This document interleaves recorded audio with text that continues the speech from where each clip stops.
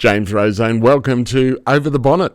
It's a pleasure to be here with you guys. Let's talk about your background. You've got a military background. You started in the National Guard. What happened there? Why did you join the National Guard? So that's kind of an ironic story. When I was 18, I was a freshman in college, and honestly, I had no idea what I was doing with my life. I was just not doing good in school, didn't really understand it. And I was like, I'm just going to go join the military because I always wanted to join the military. So initially, I was going to join the Marines of all places. And as fate would have it, they were out to lunch. And so I talked with an Army recruiter instead and went and did my ASVAB scores. And my uncle at the time, he pulled me aside, like, James, no, you don't want to go into the active Army. He worked as an active duty National Guard member in our state. He's like, come join the Guard. I know everyone in this place. I'll make sure you'll be all set, and then you can still pursue your college. You go away to training for 7 months, get that out of your system, then you'll go back to college a little more focused, and I'll help move you through the ranks if you want to go in the stay with the National Guard realm. And so that's what I did, and it was great. I got a lot of really good military experience. I volunteered for everything I could under the sun. So my entire summers when I was in between college semesters, for the whole summer I'd volunteer and I'd be gone doing military stuff all summer long.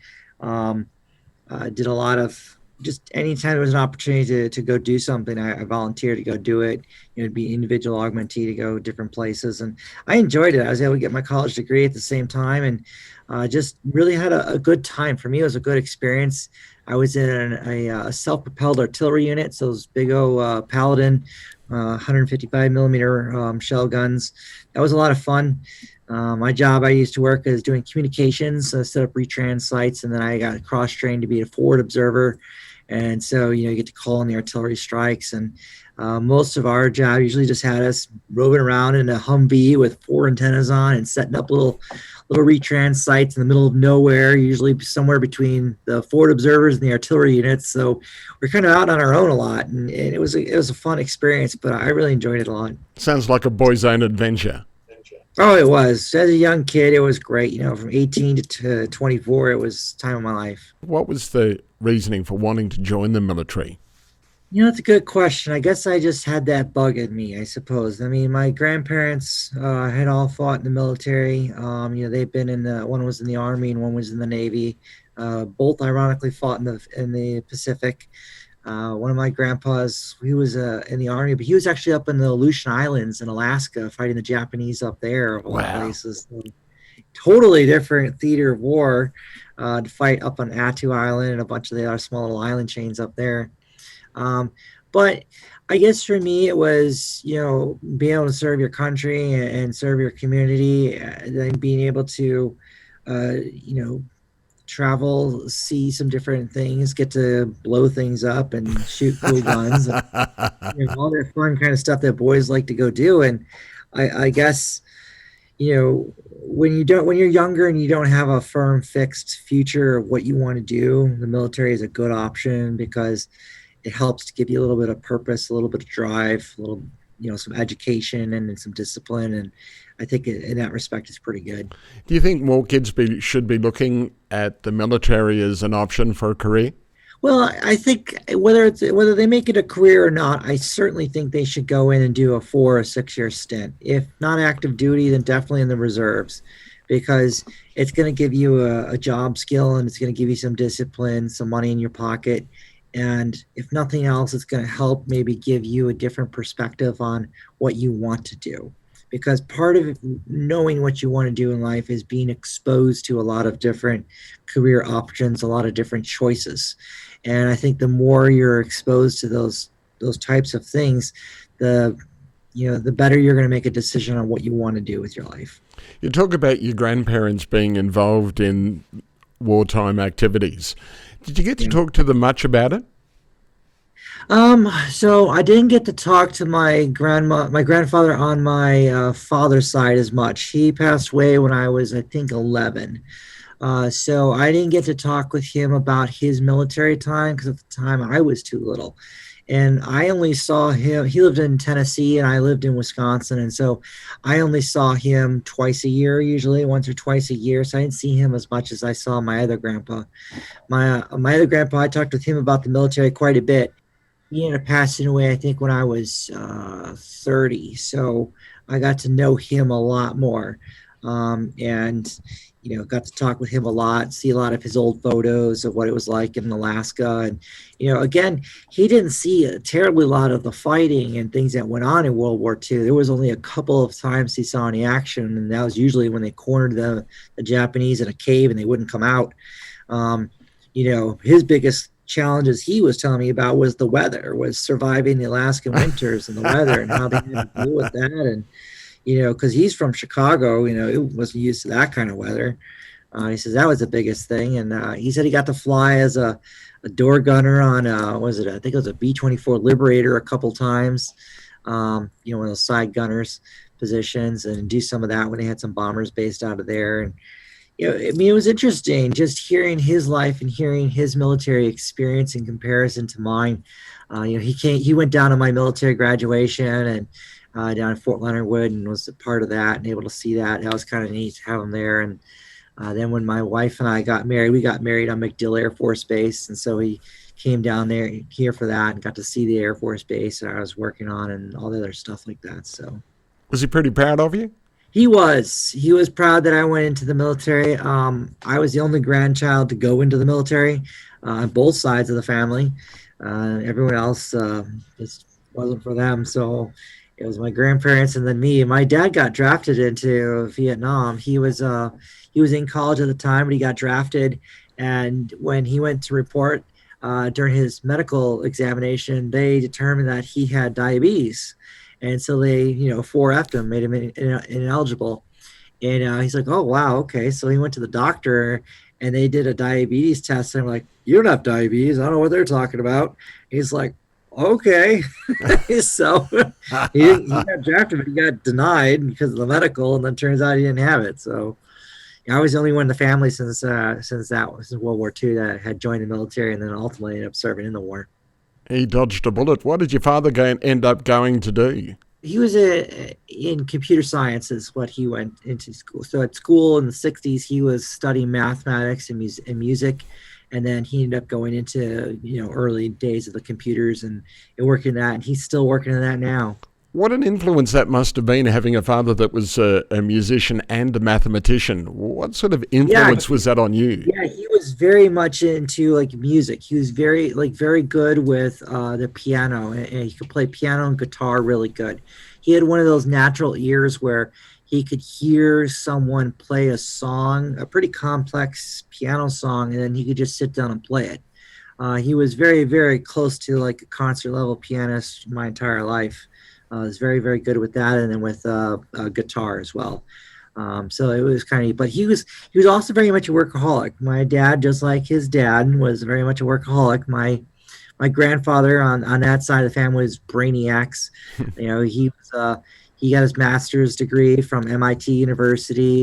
He actually worked on the Manhattan Project. So shortly after World War II, he went to work in that group with the atomic energy stuff, and worked at Oak Ridge and Los Alamos, and was part of the team developing the hydrogen bomb and a whole slew of stuff. And he worked in Goodyear Atomic with them for, probably 35, 40 years before he retired. So yeah, they're all a long line of super, super smart guys. Well, you've got an MBA in science. You're following the trend. Was that the degree you got when you were in the National Guard? Or did you go on and study later? Yeah, no, I went on and studied later. So when I was in the Guard, I got a bachelor's of science in political science was my major, and then another degree in international studies. And then when I was in the Air Force, they paid for me to get my MBA. And then when I was working as a contractor at U.S. European Command in Germany, I got accepted into a part-time graduate program at Oxford. And so then I was commuting back and forth from Germany to Oxford to do a master's of science program in major program management. Basically working on large projects, programs, and budgets and things like that. That's an interesting thing. How did you use your degree then, just in the military? Well, so in the military, they're always wanting you to get more education. Just generally makes you a smarter person. So that, at least in the Air Force, they would push you on that. Because I started Army and then I went Air Force. I was originally going to go as an officer and then decided to go enlisted. And so the military pays, they'll pay for your education. So even if you have a bachelor's degree, if you want to take additional credits, they'll continue to pay for that. So for me, I wanted to get my MBA, the next level up. So I figured, well, why not? I'll take these courses at night and on the weekends and let the military continue to pay for it. And so that's what I did. I managed to get that second degree. And then a number of years later, when I was working in Germany, I'd actually been looking at several PhD programs, and a couple of people said, "Why don't you look at this particular Oxford program and just apply and see if you can get in?" And I applied on a whim, and I got in. And so, like, all right, well, no, I'm not turning down a chance to go to Oxford, and went there and studied there, and I really enjoyed that a lot. I had a couple opportunities to pursue a PhD at Oxford, one in the business department, and then one in the computer science department, and ultimately, I ended up turning both of them down simply because of the opportunity costs. When you pursue a PhD, it's 4 years of just full time effort, and you have to look and say, okay, so if I'm off work for 4 years to pursue this study, what is my opportunity cost? Like you're not really able to work most of the time because you're reading for your dissertation. And I looked at it, I was like, well, what would I do with this degree? Ultimately, at the end of the day, what could I accomplish and do with this versus what can I accomplish and do right now without it? And so that was it was a tough decision because ultimately I still really want to pursue it. I'd still like to do it one day. You talk about political science that you were studying that. Do you still follow the politics of your country? I do. So when I was in college, being a political science major, I interned for my congressman. So at the time, I was in first district in Wisconsin. So my congressman at the time was Paul Ryan, who did later go on to become a VP candidate, and then later on went to become the Speaker of the House. So I had interned for him and worked for him.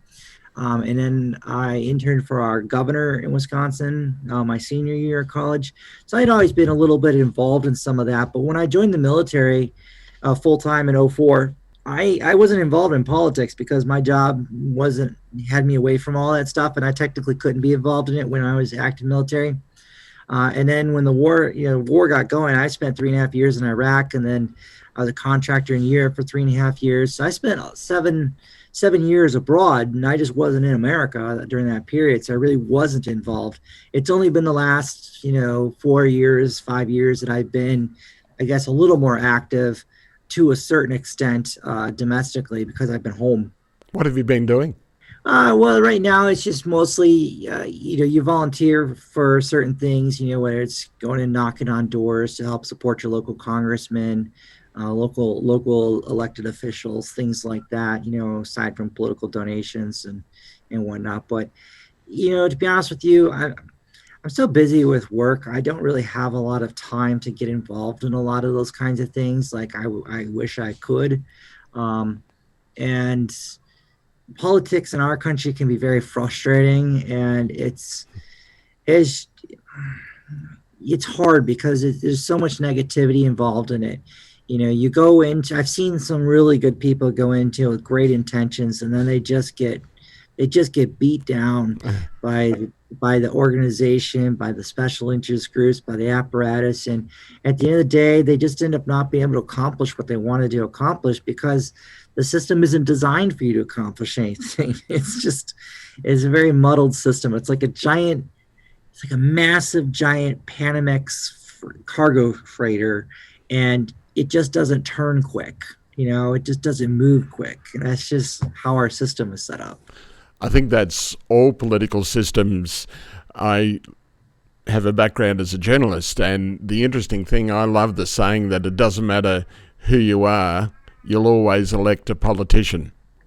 It seems that way. I mean, I've always been of the mind of I like people, outsiders who haven't been in it for very long, because if they haven't been in it for very long, then chances are they haven't been corrupted by it yet. Because ultimately, at the end of the day, I mean, one of the things I learned when I was interning with Paul Ryan, this was back early 2000, like literally 1999, 2000, 2001. Um, it's a lot of horse trading, and you have to learn that compromise is not a bad word. Compromise is actually what gets things done. It's a matter of, okay, Mark, I'm going to support your bill despite the fact that I disagree with it. And in exchange, you're going to support my bill even though you disagree with it. But at the end of the day, we're both going to celebrate a win, and we're both going to get what we want by working together and agreeing on something and getting that done. And now we're kind of stuck in this my way or the highway, all or nothing. And unfortunately, nobody gets what they want, or it ends up being all one side and nothing for the other. And when there's no win-win for either side, there's just no good solution to anything. What are your thoughts about the turbulent years of the Trump administration in America? Well, it's tough because there were, if you put aside the personal politicking of it or whatnot, you just look at the actual core things that got accomplished. There was actually a lot of really good things that did get accomplished. For one, we Trump is the first president since Gerald Ford, 1974, essentially, to not get America involved in a new conflict. He didn't invade or attack a new country. And that says something because America has a history of sticking our nose in everyone's business. We have a penchant for it, and we love to be the global cop. And it's not necessarily right, and it's not necessarily good that we do that. And this was the first time we didn't. And there were some serious issues going on with North Korea and with Iran. And I was initially against meeting with Kim Jong-un, but at the end of the day, he was right that jaw is better than war. And if trying to talk with and negotiate with this individual is going to prevent a war and de-escalate a situation, why should we be against that? And we didn't give up any sanctions. We didn't give them any reward or money. What we did do was we invited them and had a couple conversations. And we suddenly didn't have any more threats of nuclear missiles being thrown at us or nuclear tests, and all kinds of things simmered down. I mean, we were really looking at probably a war, and it was averted because we were willing to sit and talk with this guy. And that really was quite good. And I think that there's a lot of challenges going on with China that we have turned a blind eye to because of money. I think we've looked at and said, well, there's a lot of money to be made with dealing with China, so let's turn a blind eye and let's let it happen, versus no, let's call them out, because that needed to happen. And neither party wanted to do it because there's a lot of money involved with it. But he was essentially like, yeah, he ran as a Republican, but was he really a Republican? I don't really know. I think he was just more of an outsider who went in there with the sole intention of trying to solve problems and didn't really care about party politics, which is probably why the deep state aspect of both parties hated him so much. It's an interesting thing that he was such a polarizer, and he's still. But as you say, economically, Trump did quite well. Yes, we did. And it's hard to, when you put aside all the personal animus and you just look at the actual raw data, it's hard to dispute the economic, results that we had. We had, the best economy going at the time before the pandemic. We had the lowest level of unemployment across every demographic in our country. Those things were good. Those are how you create a middle class for people of color and things like that, is by providing them with a good economic opportunity and environment to get jobs, high paying jobs, and succeed and hold and retain those jobs for long periods of time to build wealth, to acquire a home. All of those things need to be there. And so there was a lot of good. I mean, obviously, I didn't really care for the man's Twitter. I thought he sure as heck should have used that a lot more judiciously and a lot better, more effectively. But I think that there was no doubt that there was obviously an element that was out to get him, regardless of what it was. I mean, the pandemic was pretty evident of that. But such as it is, I mean, we now have Biden, and I don't foresee him being president much longer. I mean, the man can barely hold a couple sentences together. It's really quite a reversal, to be honest with you. There were many better Democrat candidates that even I would have supported had they been the nominee, but this guy is just somewhere out there. His VP essentially is the president in waiting. Yeah. Well, and that's what Kamala Harris is. She sits on the sidelines, and mind you, this was a deeply unpopular candidate in the primaries. She didn't win a single primary. She wasn't liked by anyone. She didn't get a lot of votes at all, and they picked her. And the fact is, she largely is the president. I think at this point, I don't really think he's necessarily calling the shots. I think he's just a signature at this point. But at the end of the day, this is what people elected. This is what they're getting. And the results that we're seeing right now is the results that they voted for. So if at the end of the day you don't like the results, then you can vote differently in another 4 years. And that's just how our democracy works. Here in Australia, we have compulsory voting. Do you think that it would be... No, I think that'd be a terrible idea. Terrible idea. Because I don't think anyone should hold a gun to your head to force you to vote. I think that you should be willing and wanting to vote. And if you're not willing and wanting to vote, then you don't. But then you also don't get the right to really complain about it because you just chose to sit on the sidelines and not be a part of it. But I think the problem with compulsory voting is you're just going to get a lot of people who are going to vote for a lot of cruddy candidates just out of spite, or vote with people they know nothing about. There is that protest vote syndrome that does happen. Yeah. Do you get that in the States much, do you think? It depends. So a lot of people would say Trump was a protest vote. And in a way, maybe he was. I think in the primaries, he spoke to people who really felt left out. But in the general election, I think a lot of people saw this, as Michael Moore had once said, their one chance to be equal with the super rich and wealthy was when they went in the booth. And wow. Nobody could influence or change that. And this gave them their one chance to, give a middle finger to the system. But that's just how it is. I mean, at the end of the day, we get to choose every 4 years our leaders. And that's the beauty of the whole system. And, I wouldn't trade that system for anything because it really does work. You don't like the candidate, that's fine. Just, win with a better message the next time round. That's how you do it. Did Trump make America great again? Depends what greatness is in your eyes. What do you define as great? Do you define no new wars as great? Then sure. Do you define a secure border? Do you define a booming economy? I suppose you have to get down to the root question of what do you define as great to really understand. Is it greater now or before or after him, I suppose? What was the general consensus of that wall and the border with Mexico that Trump was really pushing very hard? It really depended on who you talked to and where you were located. It's very easy for someone in New York to have a negative opinion about it because someone in New York isn't dealing with it. But when you live in Texas, when you live in New Mexico and Arizona and Southern California, you're directly impacted by what goes on down there on a daily basis.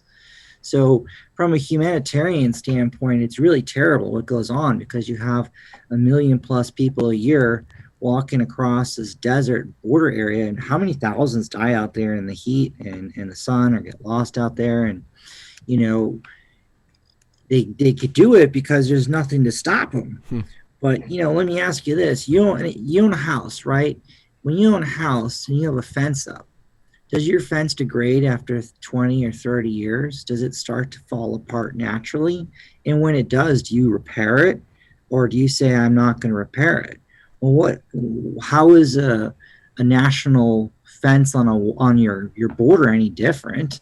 The goal is to have these really good large immigration centers where the roads are and the highways are, so you can process people efficiently and effectively through there, rather than having small pockets and groups trying to go through a desert where they may die or get lost out there.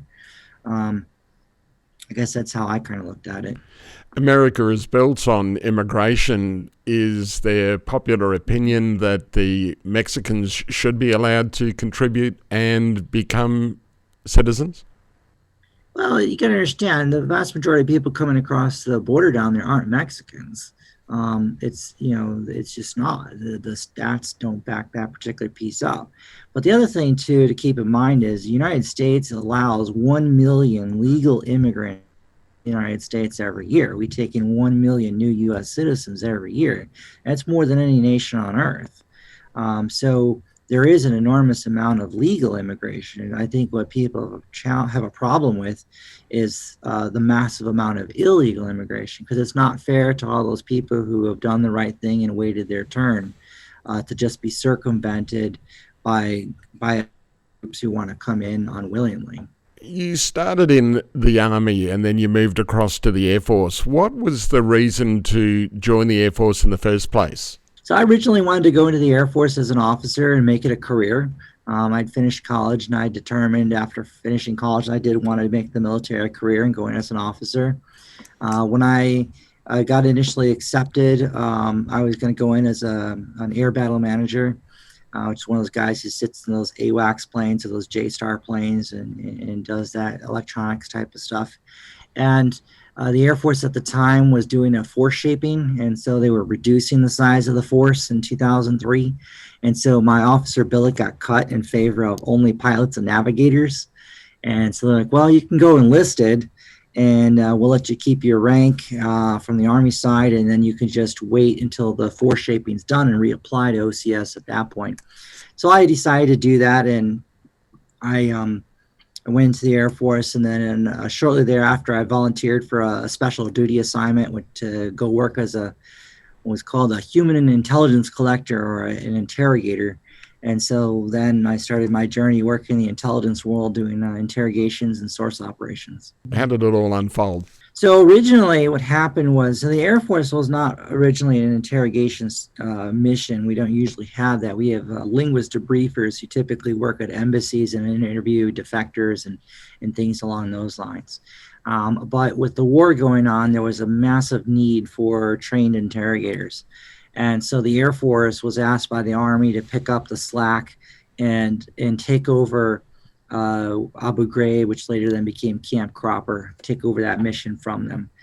So the Air Force put out a call for volunteers, and they needed volunteers to go do this job. So I volunteered to be one of the people to go do the training, and did about 6.5 months of training, and then we did our year deployment overseas to actually do the job. What sort of attributes were they looking for when they were training people up, and what do you need to become a good interrogator? Well, in the military, they just take volunteers. They'll just say, who's willing to volunteer? Because this is a really tough, nasty job.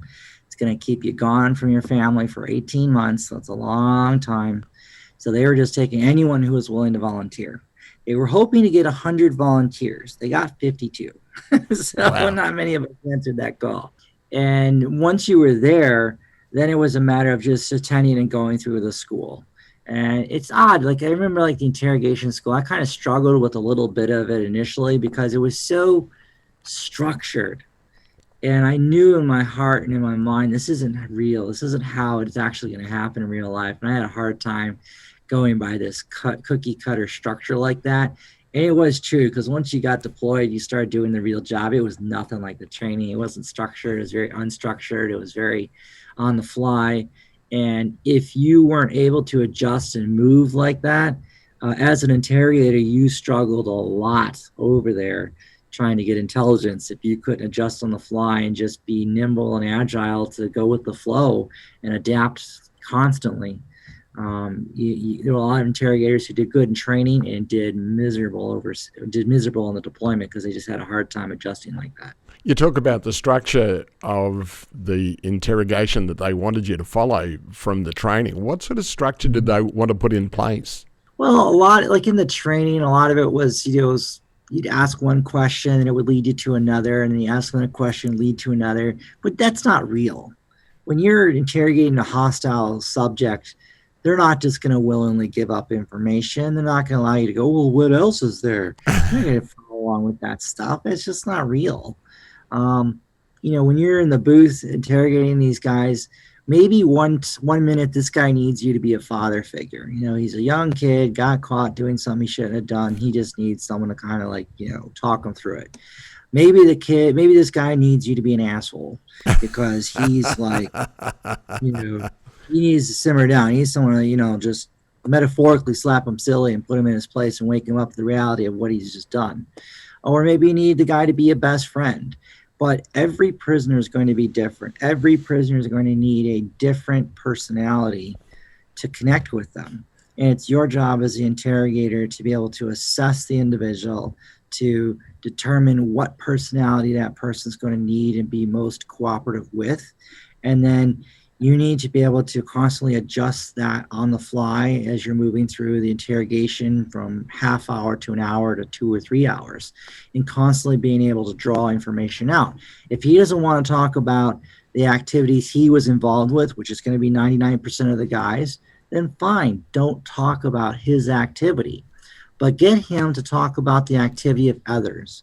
Get him to narc on his friends, on other people. Get him to gossip about the other people. Because guess what? If you leave him an out, he will take it every time.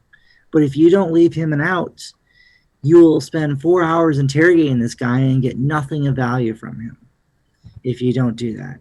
And that's a very hard concept for a lot of people to pick up sometimes, because they always want to go for the really sexy, where's the weapon cache? Where's this cell at? Who's in charge?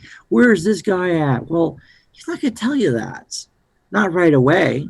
But if you develop a relationship with this guy over 4 or 5 interrogations where you've shown some compassion to this guy, you said, okay, you've told me about the guys who are causing problems in your village. Let's talk about this next subject. And you know what? Why don't we talk about this over dinner? And you bring him a great dinner. And you guys sit there and you have a nice dinner together. You drink some chai together. You sit there and you smoke a hookah pipe together. You go, okay, man, look, obviously you're not the person who is involved in doing this. You're caught up in the wrong place, wrong time. I get that. But you need to help me out by telling me who are the bad guys, because I got to go to my bosses and tell them something. And if you can tell me who the bad guys are, who the guys who are really doing the bad stuff, maybe I can work out some sort of deal where we can try to get you out of here sooner. But you got to work with me. Well, at this point, you've done 3 or 4 interrogations together. He's seen that if he tells you something, you're going to give him something. Now he's more willing to share the good stuff with you. But that takes patience, and that takes time and a willingness on your part as an interrogator to do all of that. Are you a patient person? I learned to become a patient person in that job. How are the people that weren't patient, how were they dealing with, is that the people that were trying to keep in the structure? When you didn't have the patience, how did that work? Yeah, well, it's just, they get frustrated, they get frustrated and angry, and they use a lot of the harsher interrogation tactics, screaming and yelling at them, slapping tables, throwing chairs, and that stuff all has a place, but it should not be a daily repertoire. It should not be a daily thing. It needs to have a very distinct reason why you would do that with this prisoner. It shouldn't be a norm for all prisoners or a norm for most prisoners. It's your job as the interrogator to figure this stuff out. It's not someone else's job to tell you how to do it. This is why you've had a basic skill set of training. It's now incumbent on you to take that box of tools they gave you and figure out how to use it best. And that means you need to know how to operate in an unstructured environment very effectively and be able to adapt on the fly. Because keep in mind, this whole time you're doing this, you're working 12 to 14 hours a day. You're getting 4 to 6 hours of fully interrupted sleep all the time. You're getting rockets and mortars lobbed at your base the whole time. You've got military management who's treating you like jerks and just, causing problems. You got home problems with your spouse or your girlfriend that you're dealing with on top of all this. And then you got your coworkers who may like you or may not like you, causing all kinds of friction and problems for you. So you have an enormous amount of outside factors impacting your ability to think and just do the job before you even get in there. For me, sometimes doing the interrogation was just an escape from everything else going on out there. Did you make any friends while you were there with the people that you did interrogate? Oh, so with the prisoners themselves, I don't know that I would call them friends per se, but I think I had developed an amicable relationship with probably 2 or 3 of my prisoners.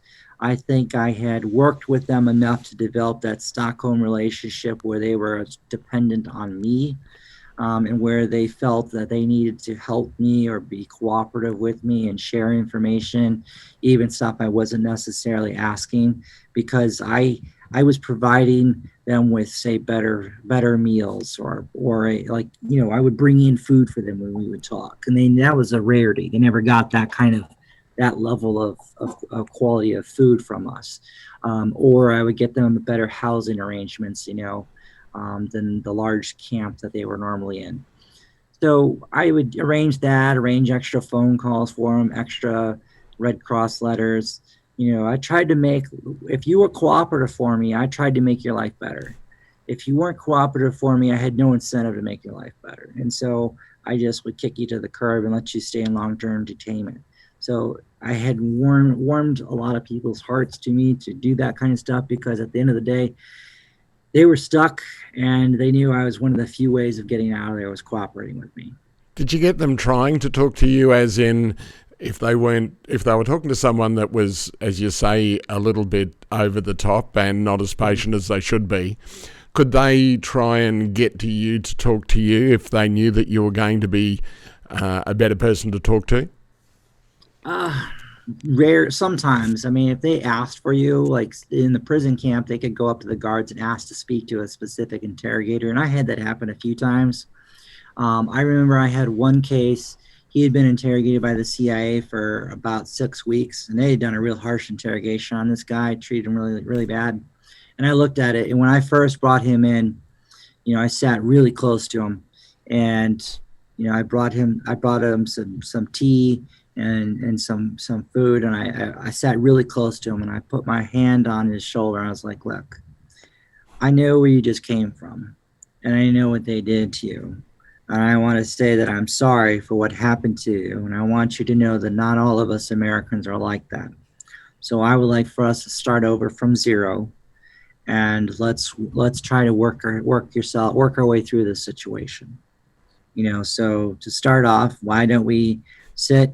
Let's have some lunch. Let's talk about life before the war, and let's talk about your family. And you tell me about your kids, and tell me about, because he had studied economics. I was like, why don't you tell me about your job? I'll tell you a little bit about mine before the war, and let's just talk. And that's all we did for 2 hours, was we just did that. And then the next interrogation, we started to talk a little bit more. And then the third interrogation, he was spilling the beans on a lot of stuff, because we had built that rapport. We started fresh, and I got him to start opening up. And he told me just a plethora of stuff he never told the CIA. And, the CIA came around like, hey, man, you got our guy talking. I'm like, yeah, I didn't treat him like crap. Was the old saying that you catch more flies with honey than you do with vinegar? Vinegar. Yep, exactly. You do. The CIA, what sort of tactics were they using that was so harsh? Was there torture involved over there? All right. So, one, I didn't interrogate with the CIA, so I couldn't really speak to what they do, their specific tactics. All I could read was, interrogation notes and the interrogation summaries and things like that from their interrogators. Maybe watch a few of the interrogation videos if I had a chance. But we're distinctly different than them. DoD military interrogators are distinctly different than the agency interrogators. They have a different set of rules to operate on than we do. We had to operate under the 2005 Detainee Treatment Act, that law and those requirements we had to operate under. They did not. But as a torture, it depends. What do you define as torture?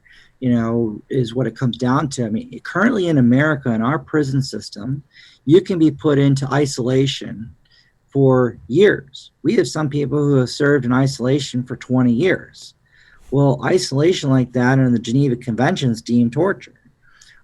So is our current criminal system torturing people? Well, under those guidelines, you'd have to say yes. But, in the military, no, we weren't at all. So it really depends on what you actually define as torture as to whether or not that was actually happening or not. Do you agree with it?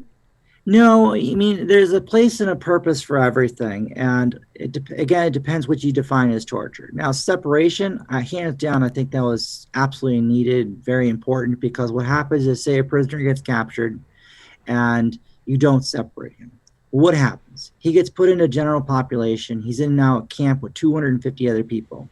Now, what happens? Those guys are going to tell him and coach him on what to say and what not to say. So now you've captured this guy, but now he's of no value because you can't interrogate him and get any information on him because he's been coached.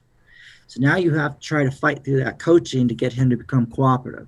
Whereas if you had separated him from the very beginning, he doesn't know anything, doesn't know what's going on, he's totally susceptible to everything. Maybe you can break through his defenses right away and get him to become cooperative and turn him into a working source. But that opportunity has been taken away from you because you put him in general population. So there's a lot of tactics we needed to be allowed to use that we were not allowed to use. And I think that cost a lot of lives, I think, in the end, because we had our hands tied. So I was very frustrated with some of those things. What sort of things? Well, just the separation. We had, I had to put together a separation package. So to put them into separation for just 3 days, I had to have our commander, or colonel, sign off on it. To put them in separation for 30 days, I had to have our task force commander, which was a 2-star general. To put them in separation for 60 days, I had to have General Petraeus himself sign off on a 4-star. Anything beyond that was either unattainable or have to be done by the Secretary of Defense. It was ludicrous.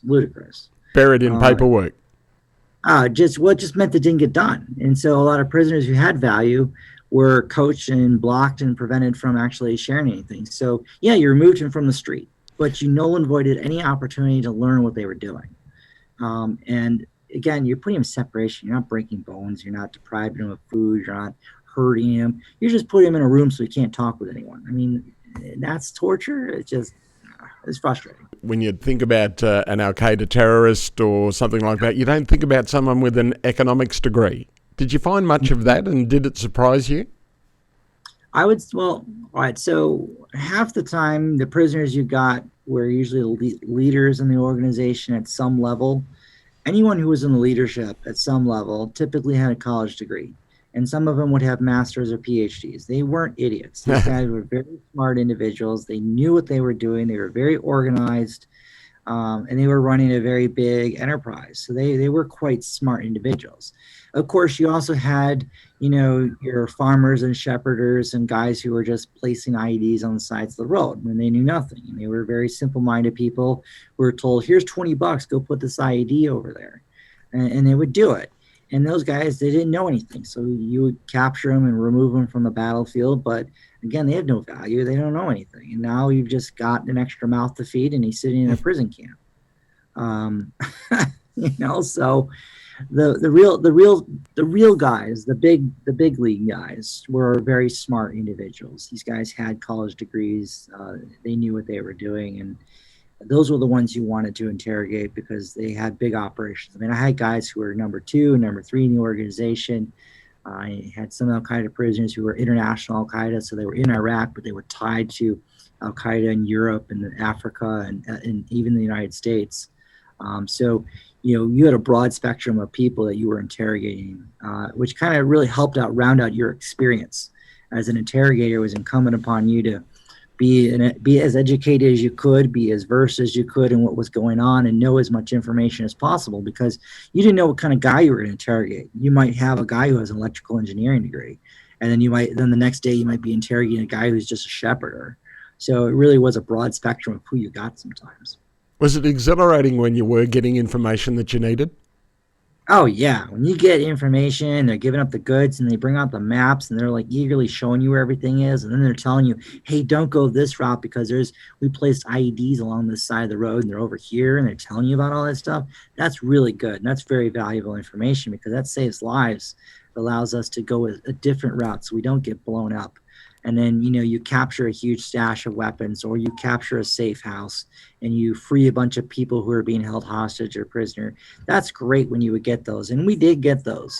Those were awesome experiences to have. But you also had missions where things went bad. We had a number of missions where guys got killed.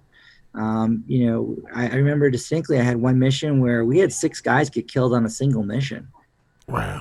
And that sucks. That really hurts when that kind of stuff would come back. But it is a war, it is a conflict, and there is fighting that happens, and unfortunately people do die. Did you feel responsible? I felt responsible in that I couldn't convince the commander to take a different route. We had identified where several IEDs were going to be placed en route to this location, and the commander at the time, they were a brand new unit in country. They were itching for a fight. They opted not to heed our warning, and they went down the road. We told them explicitly not to go down, and they got hit by 2 IED attacks, and 6 guys got killed, and probably about a dozen more got wounded. And they did get involved in a big firefight, which is what he was after. But maybe if I had been more persuasive or more aggressive in pushing for them not to go down this route, then they wouldn't have. But it's hard to play the "I wish I could have" game, or "I should have" game, because you can't go back in time and change those things. And I struggled with that a lot. And the more you fight that, the more you go round and round with that, the more it's just going to eat you up inside. Because there must have been a lot of that internal turmoil when you were over there, when you were dealing with these guys. There is a lot. I mean, I had one case where I had a 15-year-old kid that we captured. He got caught placing an IED, and his father and 3 brothers were responsible for the IEDs and car bombs being built in this particular region of northern Baghdad, southern Diyala province that I covered. And we were after his brother and his dad. They were our HVIs for the area. We were trying to capture them, and I convinced the kid, we did a very harsh interrogation on him because he's 15, you'd be susceptible to that. And we convinced him to tell us where they were. And when we were interrogating him about the layout of the house and everything, doors either open in or they open out. And when they open in or out, they have certain types of locking mechanisms on them. So when these doors opened in, I forgot to ask if they had locks on the tops and bottoms of the door, not just the center. So when the breaching unit went in, they went in with the rams to bust down the door. And because I'd forgotten to ask about the top locks and the bottom locks on the door, they couldn't get in right away. And when they didn't get in right away, the brother and father were able to get to their weapons, and they started shooting at our guys. And so one of the soldiers, he ended up getting his arm shot off, and another guy got shot as well. And then they pulled everyone back, and there was a bit of a gunfight ensued. And then the commander on the ground decided not to lose any more of his guys or taking more chances with it. So they had a gunship come in and just level the place. And that solved the problem. We eliminated the father and the 3 brothers who are our HVIs. But the problem was, in doing so, we also killed his mother, his grandmother, and his 5 brothers and sisters in the strike.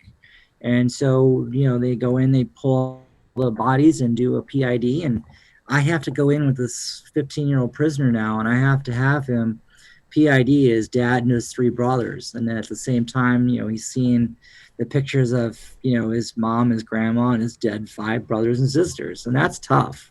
because I had told this kid, you tell us the information, we'll go capture them at night and they'll survive, because dead people can't talk and I need them to talk.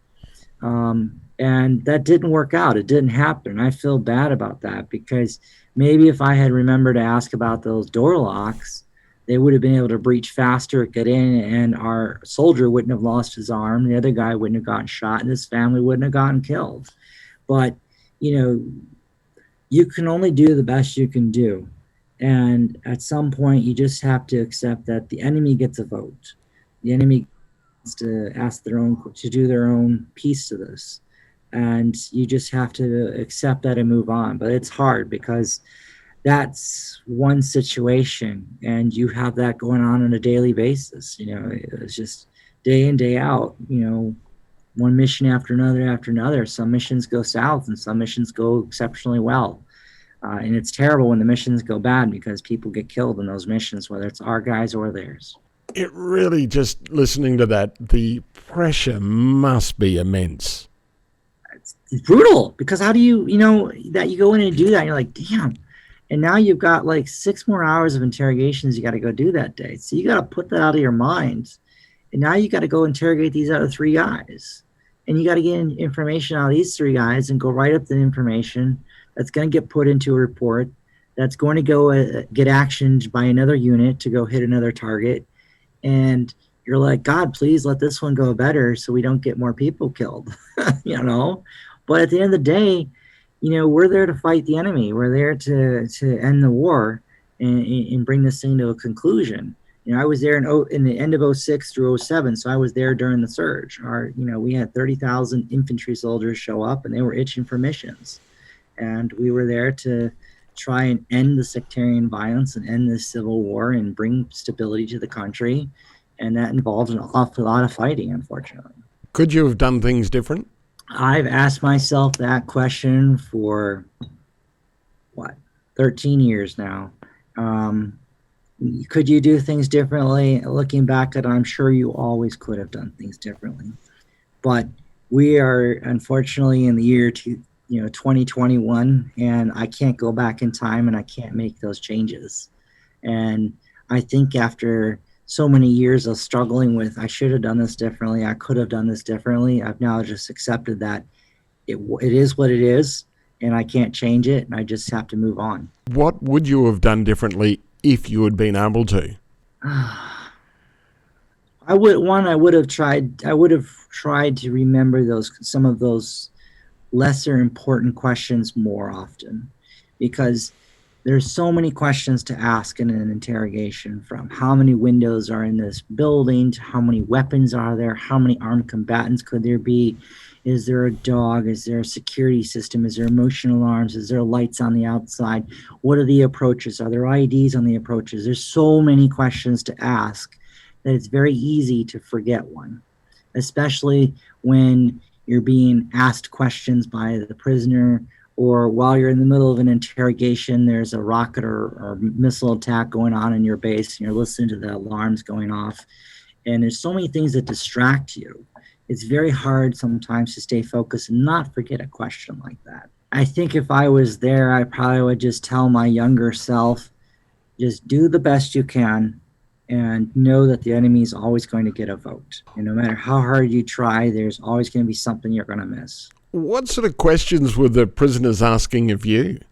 A lot of times they'd ask you about their charges, because when they get after so many days of being there, they would be presented with their charges from the Iraqi criminal court. The Ministry of Interior would issue down their charges, whether it's a terrorism charge or it's a charge for attack against coalition forces or Iraqi government forces.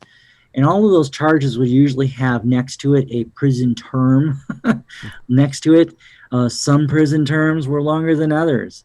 I had a prisoner who was telling us, he's like, he was involved in weapons smuggling. I was like, look, man, you need to cooperate with me. You need to tell me how are these weapons getting smuggled in from Iran?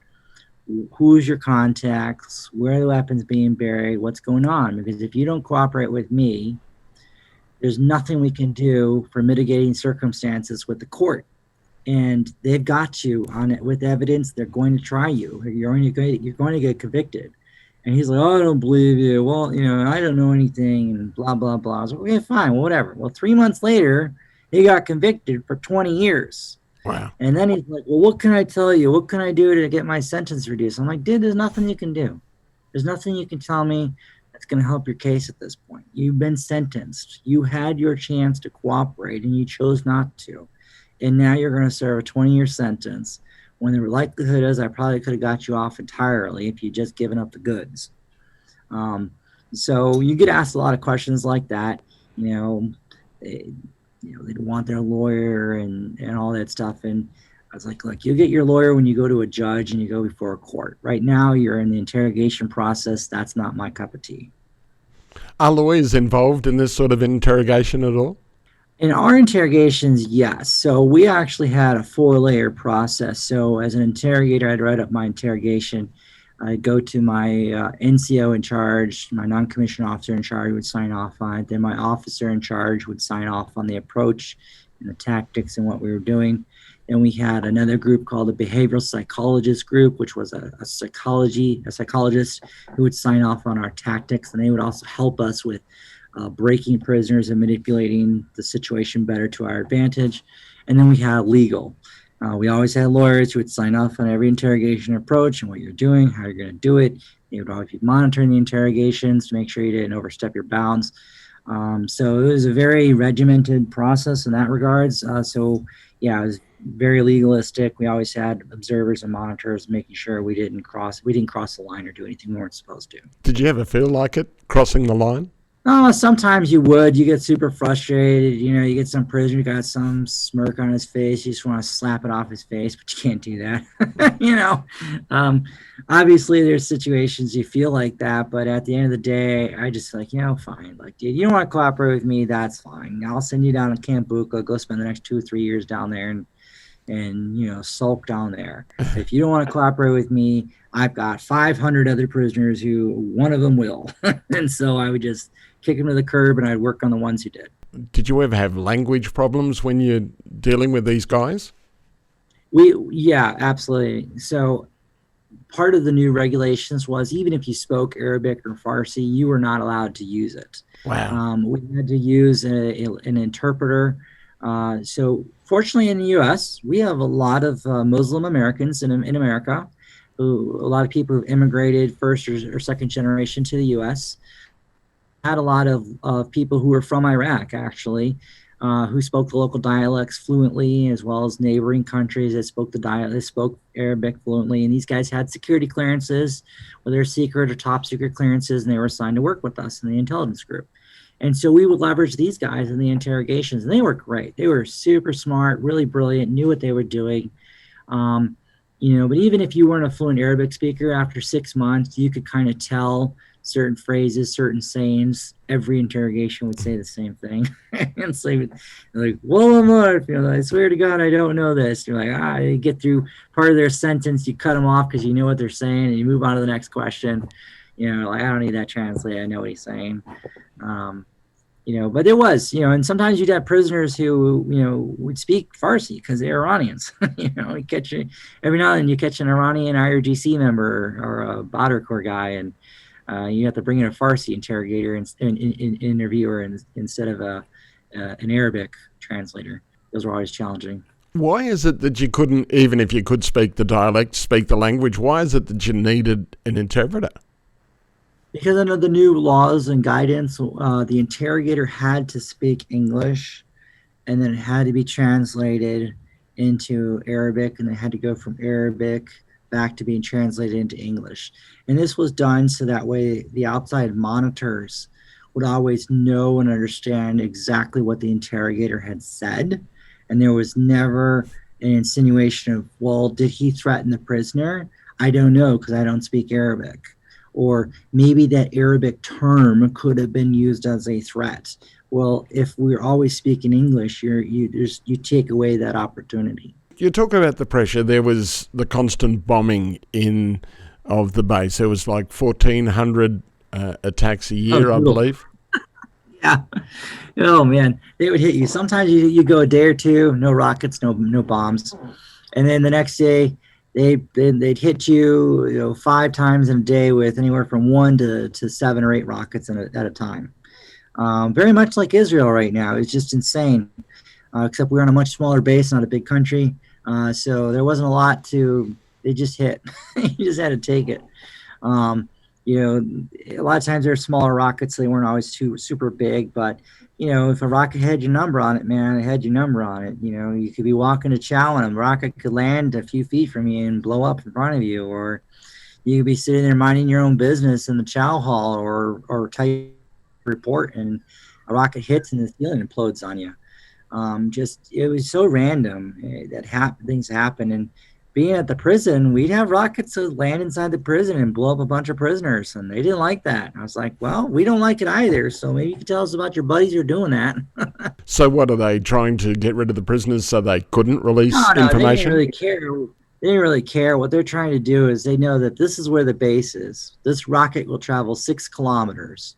So we're going to set up our rocket right here, and we're going to hope the rocket's going to hit the base somewhere. They have no idea where. Maybe it's going to fall short by half a mile or half a kilometer. Maybe it's going to be a kilometer long. Maybe it's going to hit. They have no idea where. Now, what does happen is they'll have local nationals working on the base for us. And when the rocket hits, someone will be sitting outside watching to see where it hits. And then that guy will record where it hits. At some point during the day or a couple days later, he'll go to where it hit, and then he'll try to mark off where it hits from a known position.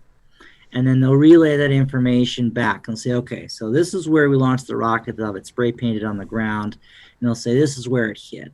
So we need this rocket to go 500 meters to the left and go up 500. So then they'll move the rocket 500 meters to the launcher, 500 meters left. They'll move the launcher up 500. They'll launch the next rocket, and they'll look and see if they get the result they want. And so they would do an awful lot of that kind of stuff. So sometimes you just have 1 or 2 rockets launched at you 3 or 4 times in a day. And what's happening in that case is they're marking off where they're hitting. So once they get it to the vicinity they want, then the next attack they'll launch it with 10 or 15 rockets sometimes, because they know it's generally going to hit where they want it. Were you fearful?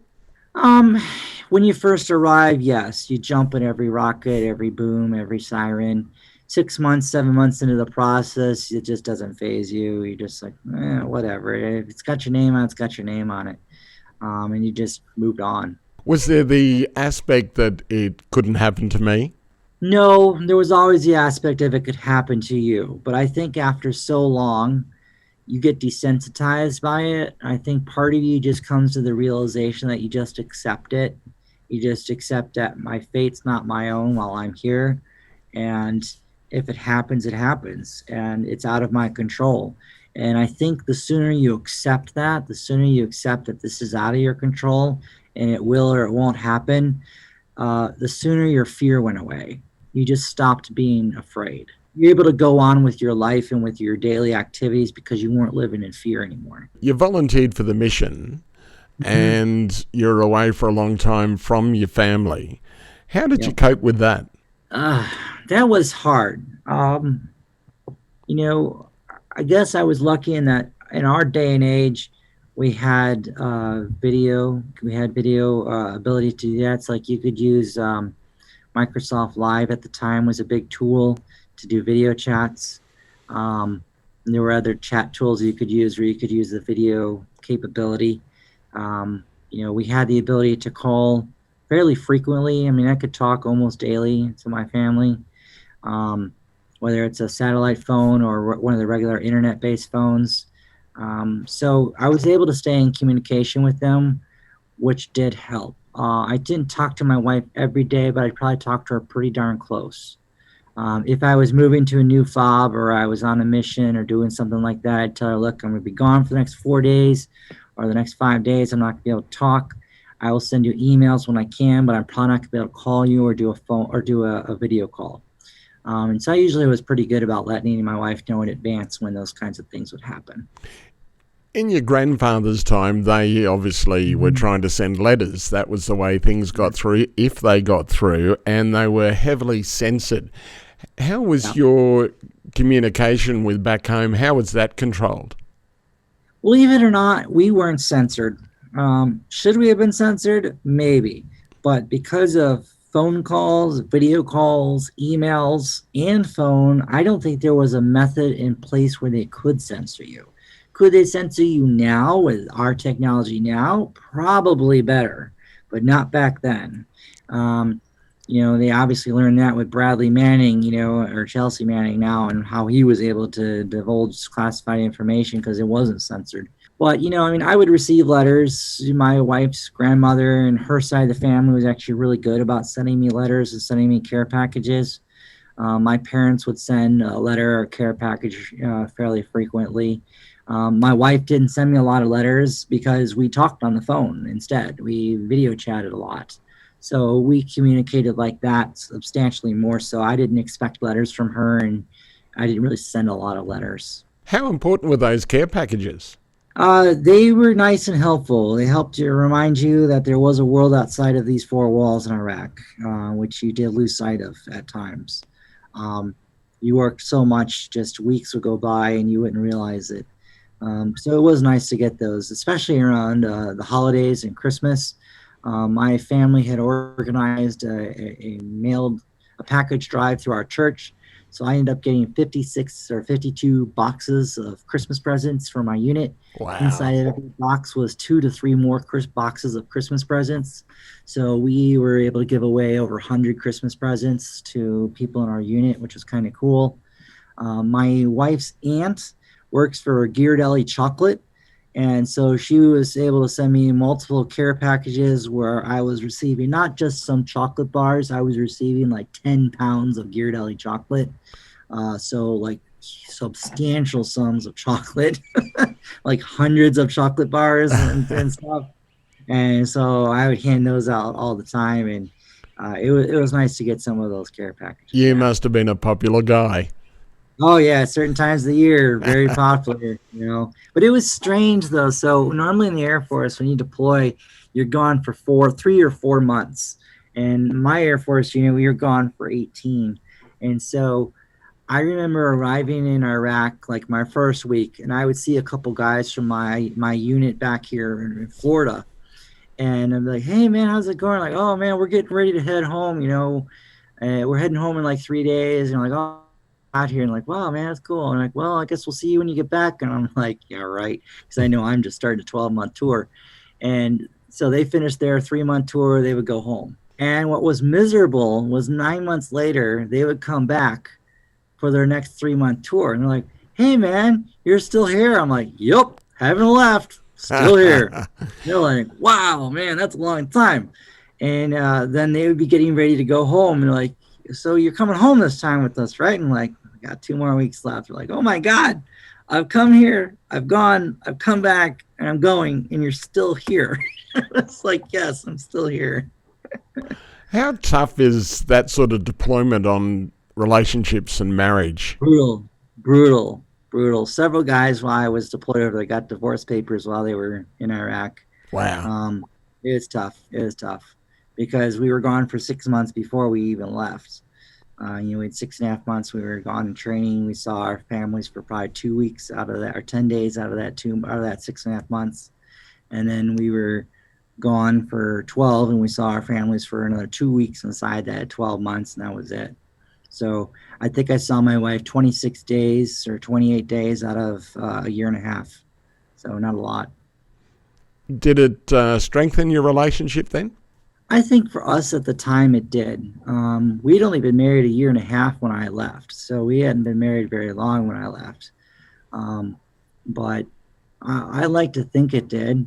It did. I like to think it did. Because did you communicate more because you were forced to communicate? You communicated because you had to make a decision to communicate. And my wife was my lifeline to the real world. She was my window to the world outside of Iraq. So yeah, she was my lifeline to normality and sanity. So yeah, I communicated a lot because it was way, my only window, my only connection to the outside world. What did you learn through that window while you were bunkered away in Iraq? What was the biggest thing that you used to find out about the real world that was so important? So for me, what was frustrating was while we were dealing with everything over in Iraq, everyone was back home dealing with nothing. Nobody was dealing with a hardship. Like in World War II, people had hardships back home, you know. They had to deal with gas shortages and rations. They had to deal with tire rations. They had to deal with food rations. You know, life was not normal. They felt the war back home because they had to make sacrifices for the guys overseas. And back home, nobody was making any sacrifices for anything. Life was going on as if the war wasn't happening. You know, we were dealing with everything we were dealing with, and no one was having to make a sacrifice back home. And I suppose that was kind of tough because here's 140,000 of us over here doing this, and you guys don't even know it. You guys don't even know we're here if they didn't show it on the media. You know, that was kind of tough. Did you resent that? A little bit. A little bit. I mean, when I came home from Iraq, last day in Iraq was the last day of Ramadan. We're getting the crap pounded out of us. For 30 minutes, they're bombing my base. And I'm thinking to myself, I'm getting out of here in like 10 hours. I don't want to die in my last 10 hours. And I finally get out of there, and I'm back home 72 hours later. And 72 hours later, after going through that rocket attack, I'm walking around in a mall. And I'm thinking to myself, 72 hours ago, people were trying to blow me up and kill me. And now I'm walking around the mall like nothing's going on in the world. Like nothing's changed. There's nothing going on. And all these people are oblivious to that stuff. They're oblivious to everything. And that was hard for me to accept that a bit because, you know, they had no sacrifice. They didn't know what was going on. They weren't living in fear like we were. You know, every little boom or bang from a car backfiring or car tires screeching or this or that, you know, was a threat for me, and for them it just wasn't anything, and that was very hard to adjust to. How did you adjust? Is there enough done to repatriate soldiers when they come home, or military personnel? No, not at all. Nothing. You come back from deployment, you sign back in with your unit, and then you start 2 weeks of essentially R&R with your family. So you go from a combat zone to 72 to 96 hours. You're at home with your family, no adjustment. There's no down period. There's nothing. It's just back home. You know, you're used to carrying a weapon everywhere you go, and now you're not carrying anything. I think what would have been better is if they had us go home or go back to our base or a base and spend maybe 2 weeks of just decompressing, of just 2 weeks on the base or at a base, and maybe in Europe or something, and just 2 weeks of just downtime. Time to go to a bar, go to a pub, have some food, go to a park, get drunk, hang out with your buddies. Just time to decompress before they let you go home with your family, because you're not ready to go home with your family yet. That person that was in the war is not ready to go home yet. I've heard that story from exactly what you've said from a lot of military personnel that I've spoken to, that they don't get that decompression. What effect does that have on you when you don't get it?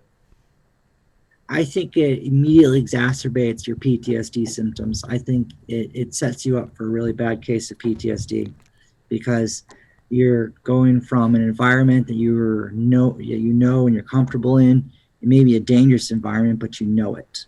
And then suddenly you're thrown out of that environment, and you go from a job where you're interrogating terrorists and you're hunting and capturing these people to 5 days later you're walking around a mall and you're not doing any of that. That's hard. That's hard. What did you do? What was the PTSD that you suffered, and how did it affect you when you were, say, walking in a mall?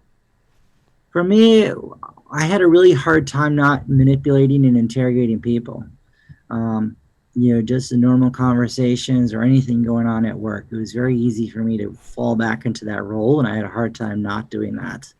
I was also kind of, you're just very hyper vigilant to things going on. Don't like crowds, don't like loud noises. You're a little jumpy on some of those things. Some of those were probably the hardest part. Sleep was another really big one.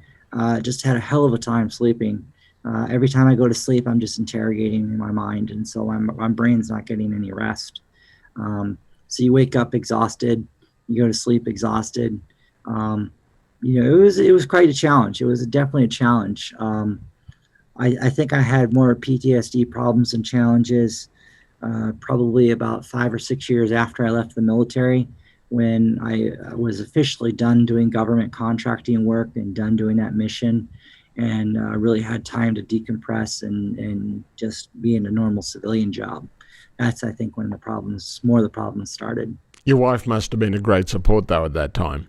She was. She also, during that period, was going to school to be a nurse, and part of her nurse rotation was working in like the mental health group at a hospital, and so she got to see a lot of what the symptoms were and how people were struggling with that. So I think she knew I was dealing with PTSD, and she was able to help. She was more understanding of it.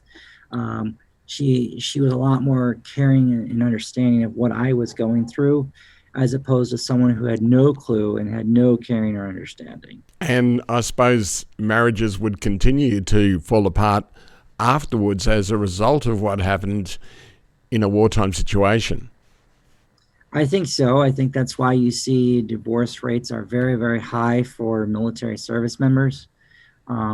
I think a lot of guys will end up getting divorced from their first wife that they were married to during in the military or over in Iraq, and then they'll get married to someone new and someone fresh, who maybe wasn't aware of all that, wasn't around for that, and the veteran at that point has gotten very good at suppressing those things, and so they're not displaying that for their new spouse, and their new spouse is oblivious that it's under the surface or that it's even there. And then it eventually comes up and another marriage bites the dust. Correct. Yeah, exactly. Now, I want to get onto your writing.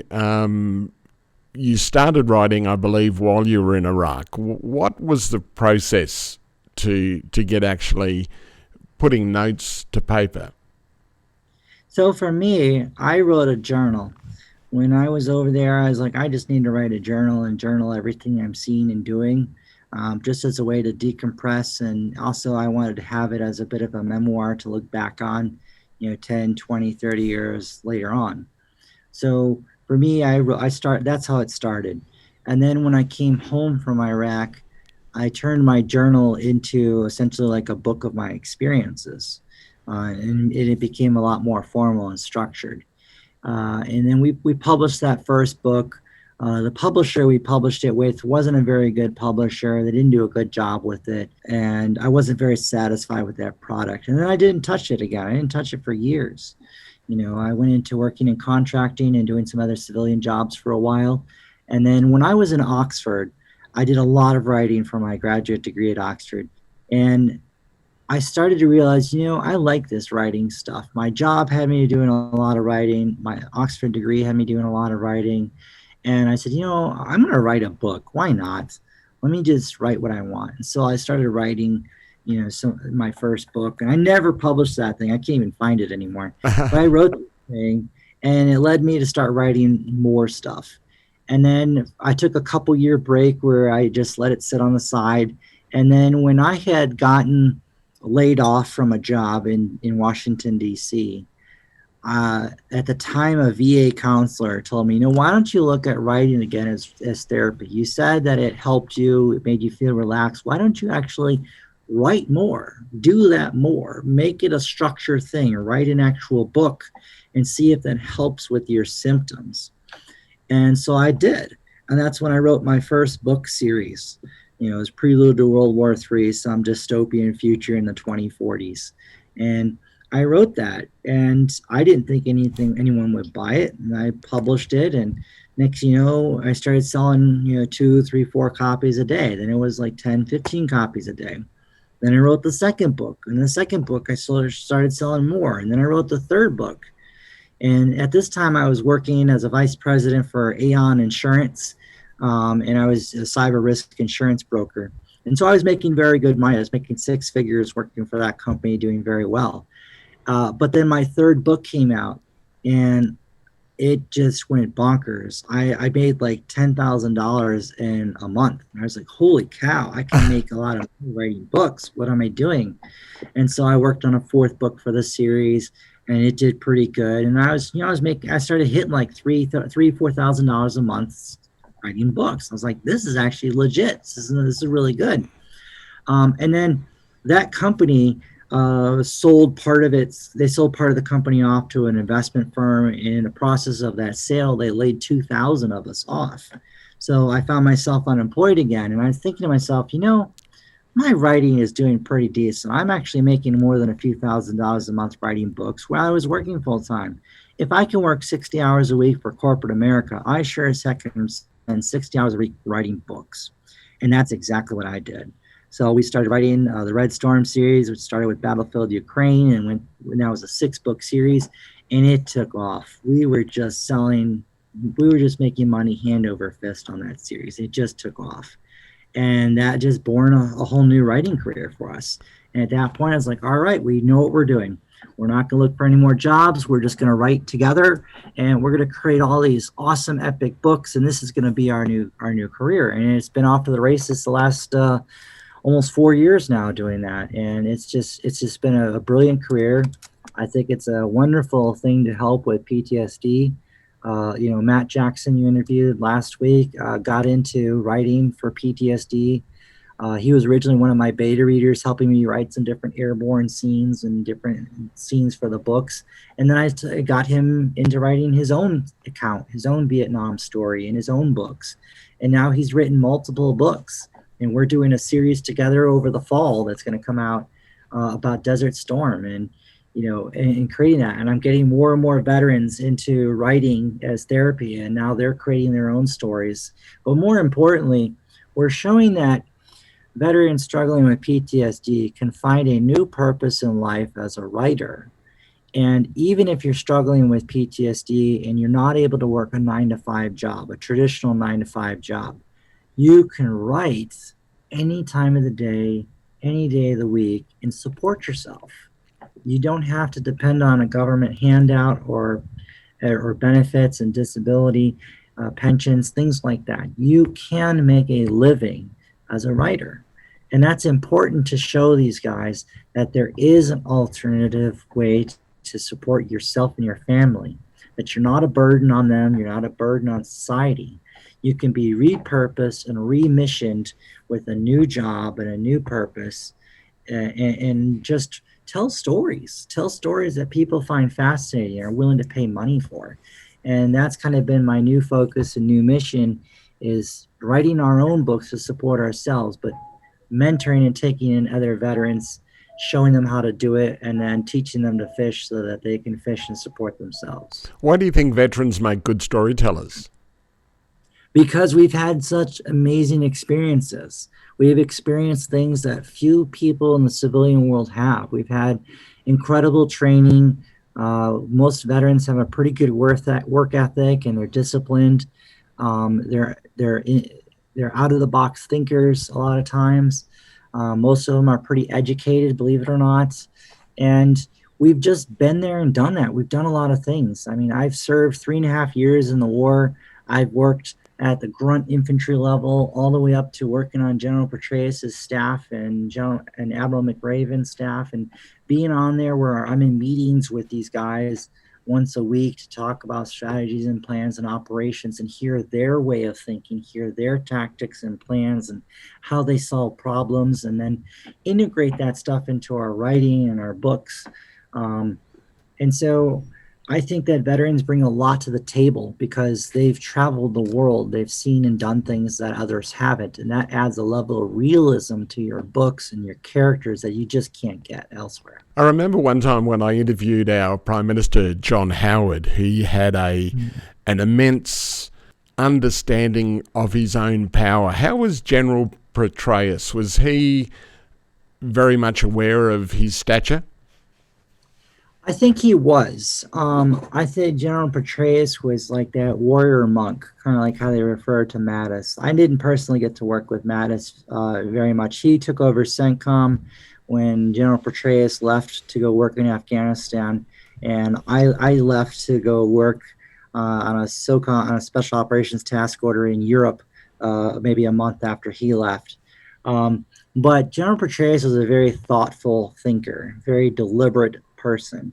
When he made a plan and an action, it was a very well thought out plan and action for why he was doing it. It wasn't rash, it wasn't irrational, it wasn't off the cuff. It was a very deliberative process for his orders and what he did. As a person, I can't speak to that. I don't know him as a in a personal capacity.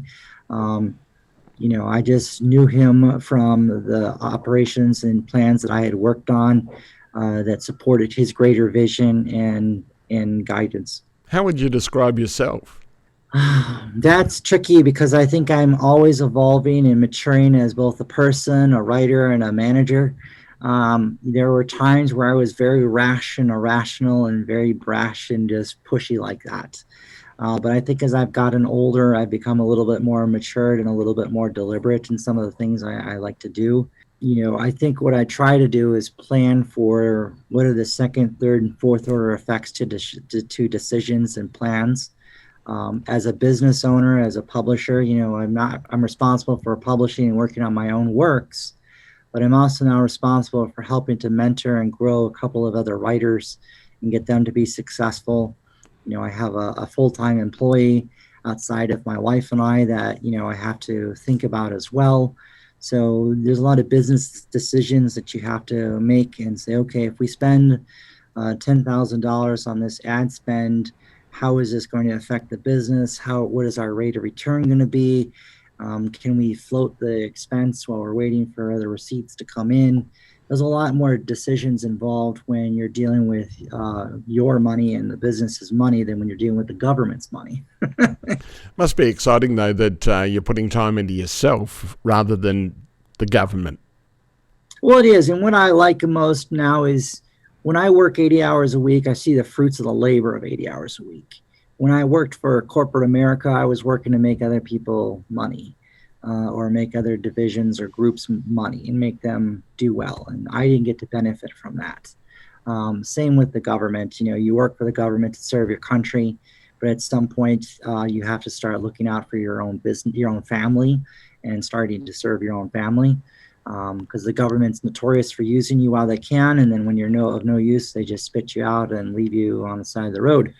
So, you got to be able to take care of your own family and your own people. And for me, I want to build up this publishing business to help a lot of other veterans and grow it. But I also want to be able to leave this business for my own kids. I've got 3 kids: an 8-year-old, a soon-to-be 6-year-old, and then a 20-month-old. And so maybe one day down the road, they'll want to get involved in the publishing business. Maybe they won't.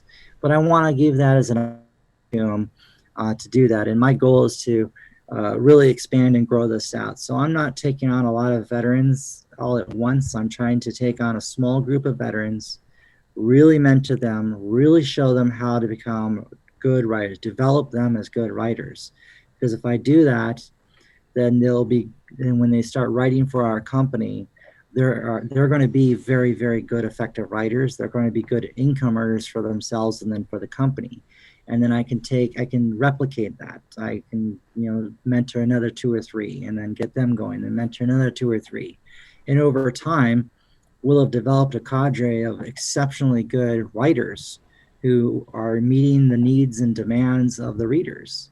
And they're supporting themselves and their families, and we're growing a business that's continuing to replicate and carry that process forward. Has COVID helped your business?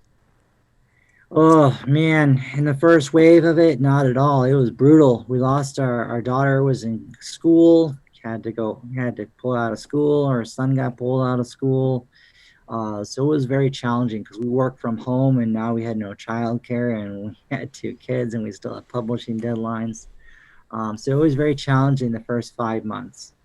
My government decided to rain money from the sky.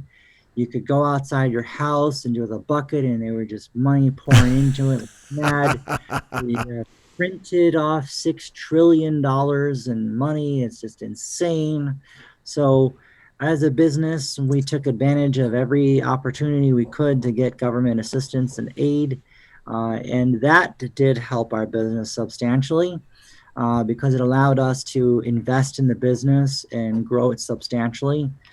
As a small mom and pop shop, I only have access to so much funds, and I only have access to certain levels of advertising and marketing capabilities. But when the government came in and backstopped me with some very large sums of money, I suddenly had access to marketing tools I didn't have before. And those marketing tools have allowed our business to increase by, well, we're probably up 150% this year alone from last year. And I anticipate that to continue to anticipate us being very close to doubling our income in 2021 compared to 2020 because of the help we received. The cash splash happened here in Australia as well, but Yep. there were a lot of, for businesses, strings attached. Do you find that in the US? There are some ours. Yeah, there are some with ours. So we had two types of loans. We had one which is called a Payment Protection Plan, or PPP, and that was a forgivable grant, essentially, or loan. They took your salary you and your employee's salary and did a 2.5 times multiplier for 2 months, and that's what you got. And as long as you showed you kept your payroll going for those 2 months, it was forgiven. So that was a very easy one to get, and that one helped a lot.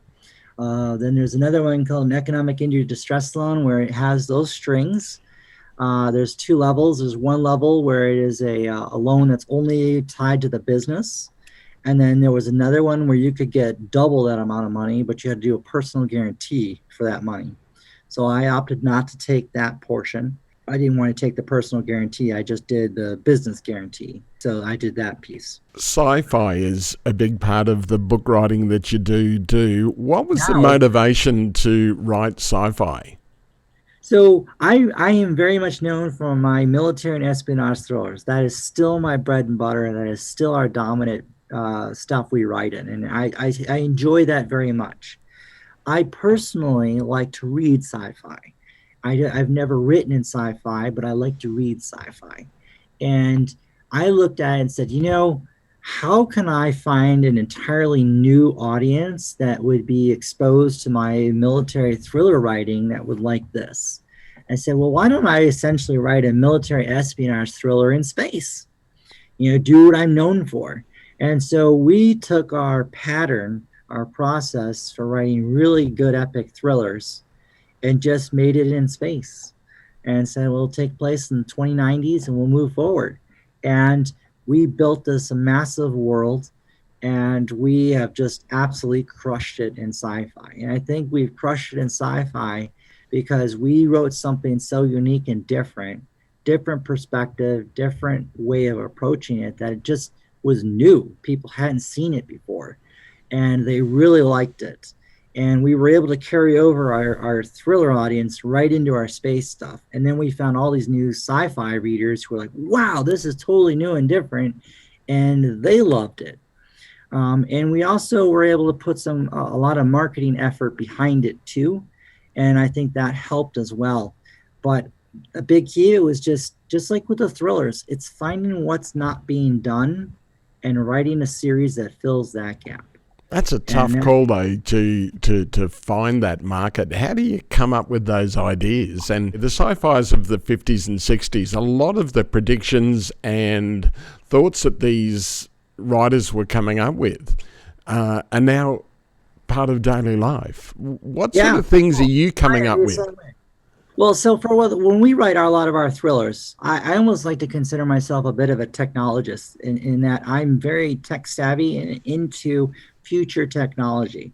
Again, I had an opportunity to pursue a PhD in computer science at Oxford in cybersecurity and looking at that. So I'm I'm versed in how a lot of machine learning and artificial intelligence is going to work and how we integrate that kind of technology. Because on the military side, when I was doing the interrogation side, that was one piece. But when I went to work on the contracting side, I went to work in a field called identity intelligence and identity and biometric enabled intelligence, looking at and basically tracking individuals and people through their biometrics, whether it's a facial recognition, iris recognition, or fingerprints.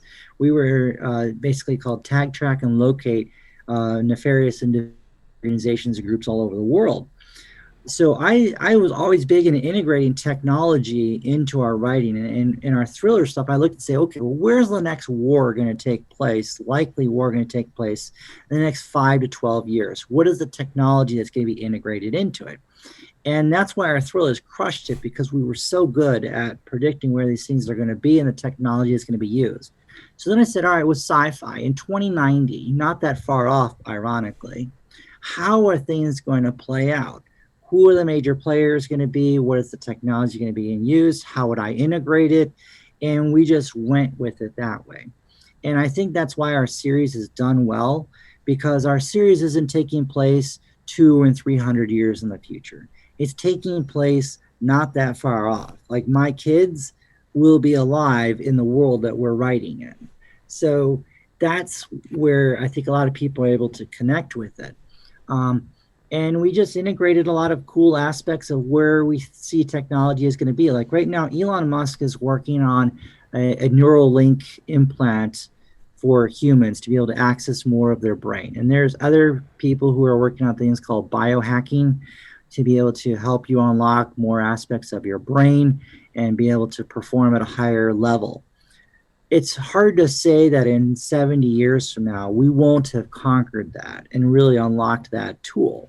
So if we did, how would it be integrated into society and into the military? And so that's what I did. Same with, the ships that would be involved, propulsion systems. A lot of sci-fi guys don't integrate electronic warfare into their books and series, and I don't understand why, because when Spaceship Y goes into the system and he's trying to attack Spaceship X, he has to use a targeting system to lock on to zap him with a laser. Well, if you're using a targeting system, why can't you electronically jam that? You can in today's day with a missile. Why couldn't you jam an enemy laser system? But you don't see that written in a lot of books. So we wrote that into a lot of our books. We wrote and said, okay, we encountered a more superior alien force. But what they weren't banking on was someone who really understood how to jam the electronics, so their weapon systems weren't as effective because they couldn't burn through the jamming. They had to get really close. And then they discovered that, your new armor system that can absorb high energy frequency lasers and defray that doesn't do squat against a high impact kinetic weapon.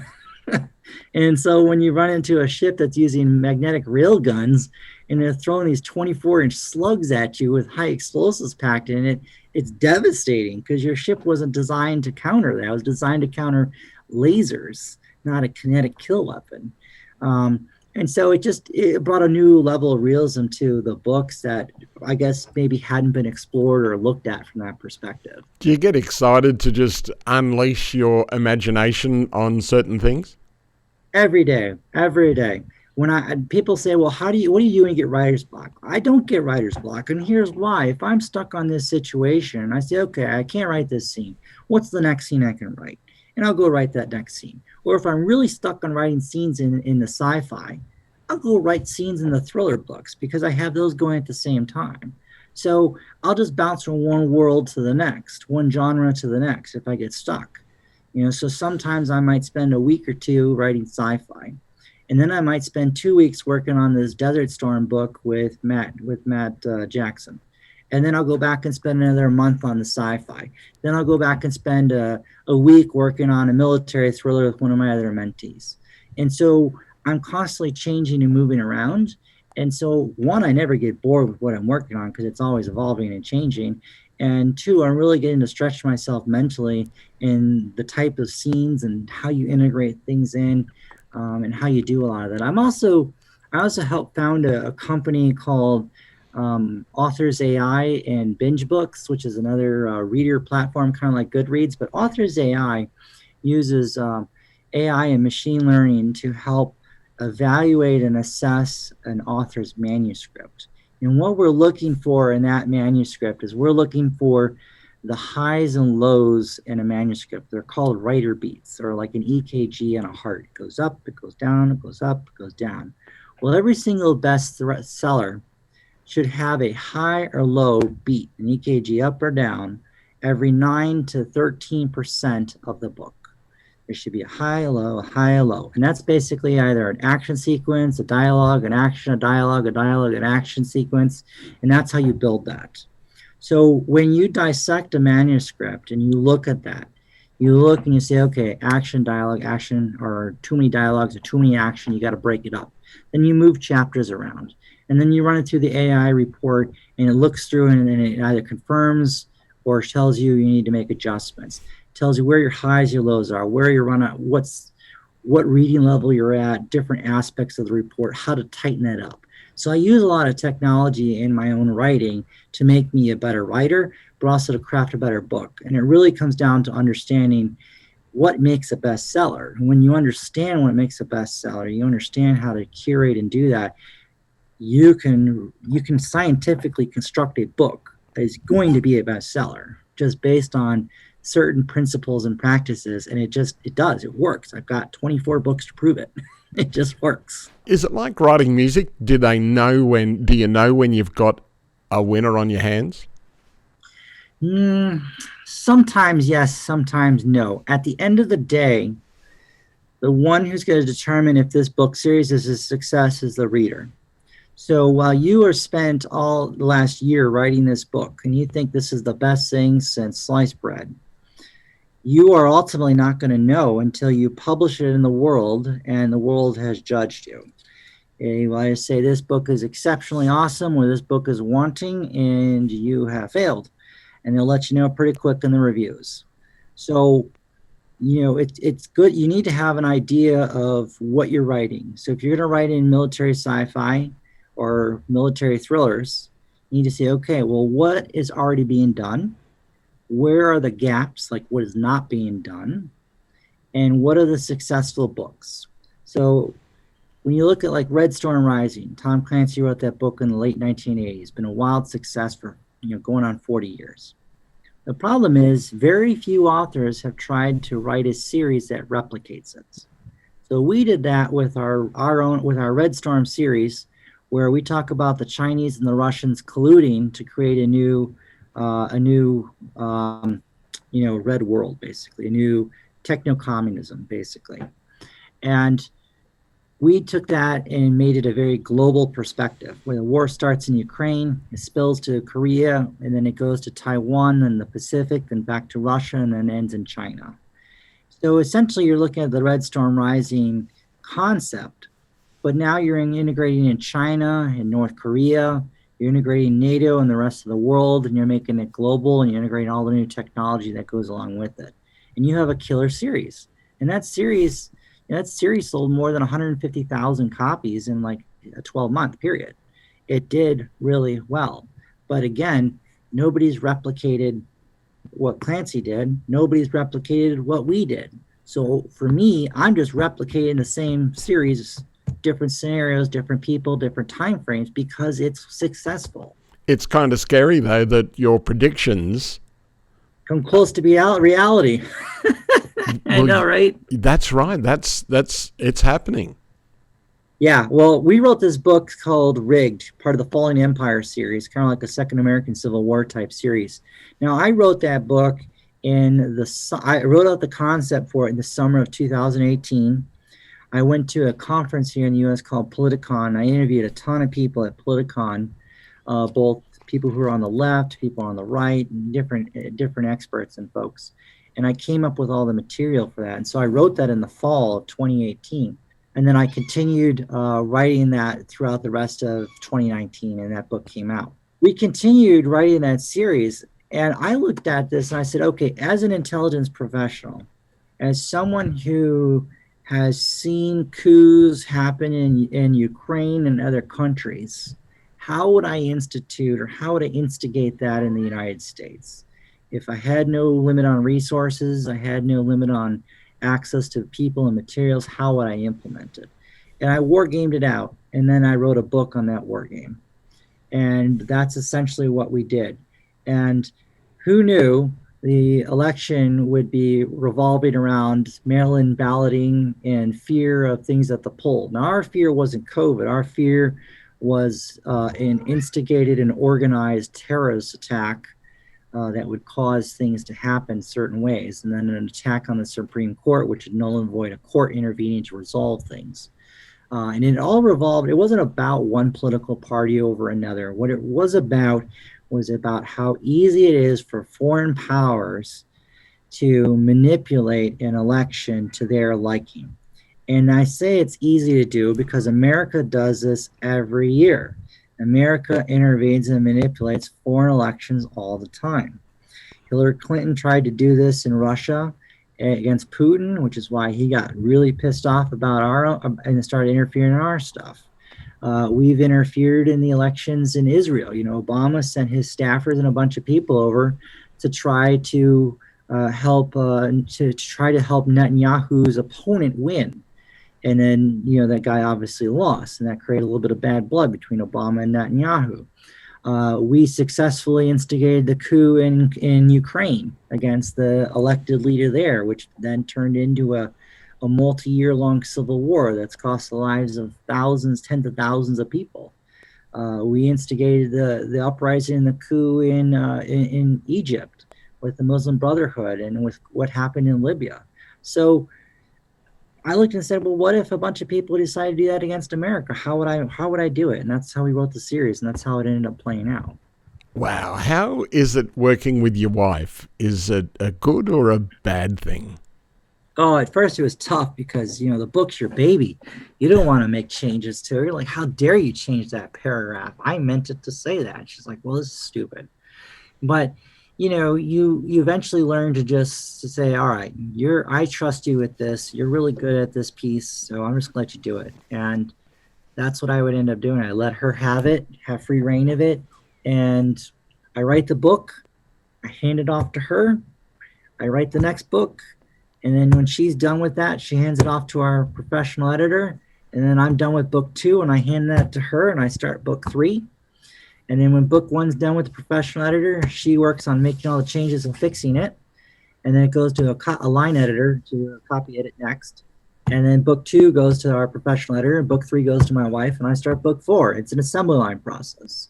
So we always have 2 or 3 books in the production cycle at any given time, you know, between releases and books that are coming out. So it's very much an assembly line, but I trust her with it. You know, she's very good at what she does. You know, wife's got an RN degree. She's a registered nurse. She's also got her MBA as well. She used to work as a professional business writer for T. Rowe Price Investments for a number of years while I was in Iraq. So she's a good writer in her own rights. I'm just more of the creative side for what it is we write, our genre, and just the subject matter expert for what we write. Does she bring an extra aspect to your books, do you think? Definitely. So anytime we have female characters, my wife adds a whole another layer to that and does a much better job of writing them than me. We have the female to male interactions. She does a much better job of writing those pieces. Any kind of medical or doctor scenes, she's really good in putting a lot of the medical terminology and practices of how things happen. You know, we're very technical in our writing with our details. You know, so like I have a beta team that consists of active duty and former Marines, same with the Army, the Navy, and the Air Force. I have a handful of Australian Army guys and Navy guys, same with the British. So when I have scenes that are like an Australian scene or a British scene, it goes to that team of readers, and they handle those things. They help me with those scenes and crafting that to make the terminology right. Same with the Marines, same with the Armies. The guys, we write a tanker scene. I wasn't a tanker, so I'd send to my tanker guys, and they would write all the dialogue for the tank. And it makes everything very realistic when you put it all together. The PTSD is something that's very close to your heart to deal with that. Writing about Desert Storm with Matt Jackson, how important has that been for you? And I know it's also important for Matt. How important is it to write about it? So for me, I think it's it's easier to get through a lot of those situations about war when you write it out, when you're writing about it all the time, because it slowly desensitizes you and it doesn't affect you anymore. And that's really the point you need to get to, is where, it's not crippling you emotionally or mentally anymore. And that does take time, unfortunately, but this is part of the therapeutic process. And I was excited to work on the Desert Storm book. I talked with Matt about this. We were talking about what he was going to write next. I said, the way you become a successful writer is you find a gap in the market that's not being filled. And when it comes to like alternate history, no one has written an alternate history about Desert Storm. Wow, that's a great concept. Yeah, there's a lot of talk about, well, what would have happened if Saddam had not stopped in Kuwait? What if he had just said, screw it, I'm going to cross right over into Saudi Arabia and the United Arab Emirates and just roll it all up? And he could have done that. There was nothing stopping him but himself. So our series is going to look at what would have happened if that took place. And then Matt's unit, he was a battalion commander in the 101st during that war. So we're going to actually follow his unit deployed into the war there to actually fight and stop it. So we're going to follow Matt as a commander fighting in this war with his battalion, which is going to be great because it's all his character, it's all his platoon guys, his company commanders, all of his people that he served with in the war are now going to be serving in this fictitious war with him fighting in this war. So that's going to be really cool. And then we also looked at the other aspect of what if the Soviets in their waning days decided to give the world one more FU and decided to give the Iraqis a lot of intelligence and support, encourage them to just go for broke and provide them with extra military equipment and help them out, as a last hurrah. And decide to do that. So we integrate in some of the Soviet aspects of it, of them helping them. It's still the Iraqis fighting it, but we introduce like a lot of Soviet help. Because what I didn't know when we were doing a lot of this research is during the Reagan years, Reagan had identified the soft underbelly of the Soviet Union, which was actually oil. And President Bush had accelerated the collapse of the Soviet Union by targeting the Soviet Union's oil sector. And what they had done was they collaborated with a lot of the Middle East countries to artificially depress the price of oil, which deprived the Soviet Union of oil revenues to keep them afloat. It's kind of like what we've been trying to do with Russian and Putin right now. And so the Soviets know this is going on. Part of their like, well, screw the Americans and this whole thing. We're just going to provide the Iraqis with a lot of additional support to go in, cause havoc, cause the price of oil to spike to $50 or $70 a barrel or more, and maybe this will stave off the collapse of the Soviet Union. Ultimately, it doesn't for the series, but it makes for great fiction. And so that's how this is all going to play out. It's great to see you so passionate about it. What drives you to get this passion? Do you just telling the story or making things, the way you would like to have seen them? Yeah, I mean, that's all part of it. I mean, it's just having a creative mind. It's just asking a lot of what if. And I think those were some of the skills that made me just a really good interrogator. Was I had an active imagination, was willing to always ask what if. And I was always drilling my prisoners with that and saying, okay, well, if you're not doing this, well, what about this guy? Or who else is doing it? Or what about this? It was never give up because he's not going to talk. And, I've translated a lot of those skills then into writing then, persuasive writing. You need to be a persuasive speaker as an interrogator to convince and coax information out. So how can you leverage some of those same communication skills in your writing to write stories that people are just willing to pay money to buy and willing to buy pre-orders and everything else that you produce? That takes a certain level of skill. And it's not something you're necessarily born with. It is a learned skill that you get better with over time. It's like riding a bike or baseball or golf. You don't wake up and become a PGA golf master. You train and you train and you train and you practice. It's the same with writing. Your first few books are going to be terrible, but if you can find a good mentor and work with a really good editor, they can teach you to become a very good writer.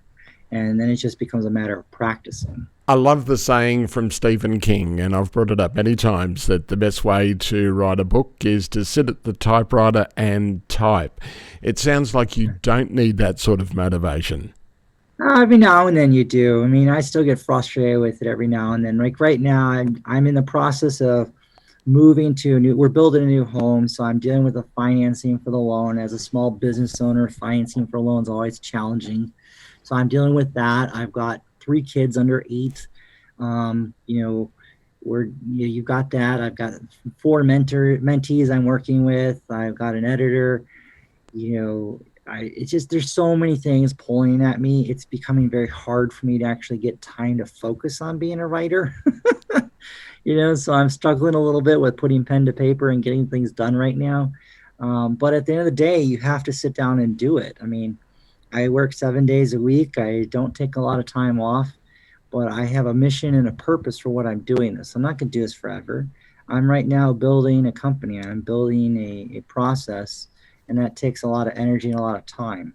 But if I'm willing to put in that time and effort now, then I'm going to have this incredible business in another, 2 or 3 more years, where I'm not going to have to put in as much effort.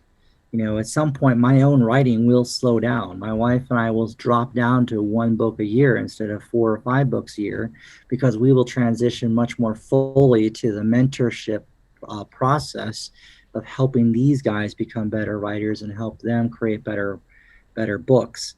And we can do that because I'll have 5 or 6 guys doing that, and these 5 or 6 guys will be producing 2 books a year or 3 books a year. And you multiply that across 5 or 6 guys, that's a lot of books getting published every year. But I'll have built that process. It just takes some time and perseverance to make it come to fruition. A couple of the books that you have written, I think, are pretty important. My mum has PTSD and my dad has PTSD, or daddy. Yeah. How important and how successful in helping kids that are dealing with parents with PTSD have these books been? I think the kids' books we wrote have been very helpful. Mind you, I don't really sell a lot of them. We certainly never made very much money off them, but that wasn't really the purpose. I give a lot of those books away at the VA and to their, veteran causes and different groups and things like that all the time. But the problem is little kids don't understand why mom or dad acts this way. They think that they did something wrong, or they said something wrong, or that it's their fault. And the thing they need to know is it's not their fault. It's not them. It's that mommy or daddy went through a traumatic incident or a series of situations, and they are struggling internally with how to process that. And I think if you can teach kids that, they will have a new appreciation for their mom and dad, and they will have a little more understanding about that, and they won't grow up thinking that they are the person that's at fault or they did something wrong. And that's really, really important to be able to do that. Like, my kids see that. My son thinks that the picture is about him and my wife. My daughter thinks the book is about me and her. So they immediately identify with this stuff, and kids do it all the time. I give so many of those books away to people to just put that message out there. How does the PTSD rub off on kids? Are there a lot of kids that are damaged by PTSD, do you think? Absolutely. I think what happens is their mom or dad is struggling, and they end up taking that anger, that frustration out on their kids or their spouse, and then the kids see it and they react to it. And a lot of times the kid's like, well, why does my dad hate me all the time? Why is my dad always angry? What am I doing wrong all the time? And they start to develop that complex that they're the problem, that they're at fault, that they did something. And the fact is they didn't, but they don't know that. And when that takes root as a child, and it gets reinforced and watered over years and years, it grows into a seed of bitterness, and it just takes root. And it affects them, and then it affects their kids that they end up having in their relationships. And it becomes a generational thing. And so it is a very big problem. And I think as a nation, we need to do a much better job of addressing that, but not just with veterans. Veterans aren't the only ones who deal with PTSD too. You have a lot of people who are victims of crime and sexual assault that have a lot of these traumas too. And I think as a society writ large, we just do a very poor job of helping people deal with the mental traumas. We like to just give them some medication and some counseling and send them on their way. And all we're doing is masking the situation. We're not trying to address it and try to fix that. And that's what we need to focus on, because then we create a better future for these people and a better society. What's the book that you still want to write? Oh, man. So there's the books you want to write, and there's the books that make money. Sometimes they're the same, sometimes they're not. There's one book I would love to write. My wife says, no way, don't do it. It's too risky. It probably won't make money. And she's probably right. Everyone loves a good guy. Everyone likes the good guy to win, right? Well, what if the good guy didn't win? What if the bad guy wins? Part of me wanted to write a series called, I won't say the name of it because maybe I will one day, but I wanted to write a series from the perspective of, what if America was the bad guy? What if America decided to go on an imperialistic binge and just say, you're either going to work for us and be an American satellite, or we're just going to conquer you. And we just used our military power and our industrial might, and we just went game on, with the rest of the world. And the world has to somehow figure out how are they going to unite all these factions to combat and fight against us. And we're just not slowing down. We've got our mindset. We're going to say enough's enough. No more policemen. We're just going to take you all over, and it's going to be the America way or no way. And just, it'd be kind of an interesting series, but that probably, as cool and fun as it might be to write, it would not probably make money because nobody would want to read something like that. But there's been a lot of comparisons of the American Empire with the Roman Empire. Do you still see that happening? Definitely. I think I love my country. I'm willing to fight and kill for my country. I'm still willing to fight and kill for my country. But I'm telling you, I think we are unfortunately on the decline. The question is, will our country implode in the next, 3 or 4 years, or will our country implode in the next, 2 or 3 decades? But I don't know how much longer America can hold together when right now our factions are not able to talk to each other. Our factions see each other as literally physical enemies that they want to fight and kill each other. Our tech companies have determined that half of our country is not worthy of having a voice anymore, and they want to silence that majority. I believe in free speech and freedom for everyone, because I think when we have free speech, even if it's offensive speech, as long as we can hear that speech and we can counter that speech with better ideas and better ways, we can defeat it. But when we suppress speech, what ends up happening is we move that to the underground. And when that negative idea or that bad ideology has to go underground, we are unable to challenge it. We are unable to disprove it as being bad. And it ends up growing and growing, and at some point it's going to rear its ugly head, and you can't stop it because you won't allow it to be discussed. And I think that's a problem that we face now, where the tech companies have determined what they want to determine as free speech. I mean, when our tech companies can censor the president of the United States, but will actively support and condone the Ayatollah of Iran dictating and chanting for the death of an entire ethnic group of people and country, there's something wrong. When our tech companies will adhere to the whims and the requests and orders of the Chinese government, which is in all reality a modern day Third Reich, and we see nothing wrong with that, where have we come as a society? I mean, people are upset because of Trump's tweets, but people aren't saying squat about Xi Jinping and the Chinese government, which actively is running right now concentration camps, and they're killing people because of their religion. They're sterilizing these people. They've got slave labor camps going on, and we're saying nothing about that. It just blows my mind. When you talk about that, look what they've done in Tibet. Yes, Tibet is a great example. And look what they're doing with the Uyghurs and that whole part of China. I mean, most of the world's solar panels and solar production is being done with slave labor in the province where all the Uyghurs live. And we're like, oh, let's go green energy. Yeah, let's just have a bunch of people who are in slave camps working on our green energy for us so we can feel good. I mean, seriously? Would you really want to support green energy and have your solar panel if you know this thing was being built by people who are literally being worked to death? I just don't get that. You've got kids, you say 3 kids under 8.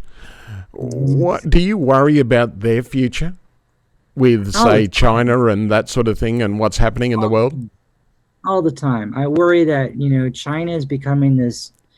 All right, so China's Belt and Road Initiative is quite nefarious when you really drill down to what it is. China will come into, say, Australia and say, okay, we're going to help you build this new $5 billion port facility. And then we're going to help build new high-speed rail for Australia. The problem is you're going to have to give a 51% ownership stake in that port, in that rail, in anything that they build, 5G networks, communications, everything. You have to give them 51% control. Well, now that they have this control, if your country says something China doesn't like, they can come in and say, hey, we want you to retract that. We want you to support our agenda. Like, well, we don't agree with that. Well, that's okay. I think the port's going to have a little bit of a problem going forward.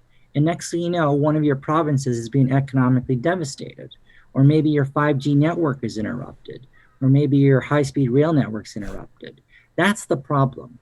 China's coming in and financing needed infrastructure projects all over the world, and they're taking control of those nations' foreign policy, or at least their economic policies. And that's happening under our watch. And when China has enough countries like that, they're going to have enough satellites to do whatever they want, and nobody can say no about it. Nobody can say anything about it. It's kind of scary, though, and I've mentioned this before, about they essentially sold Darwin Harbour to the Chinese, and we fought to keep it from the Japanese, and we've essentially sold it to the Chinese. Do you think America, Australia, we're selling out?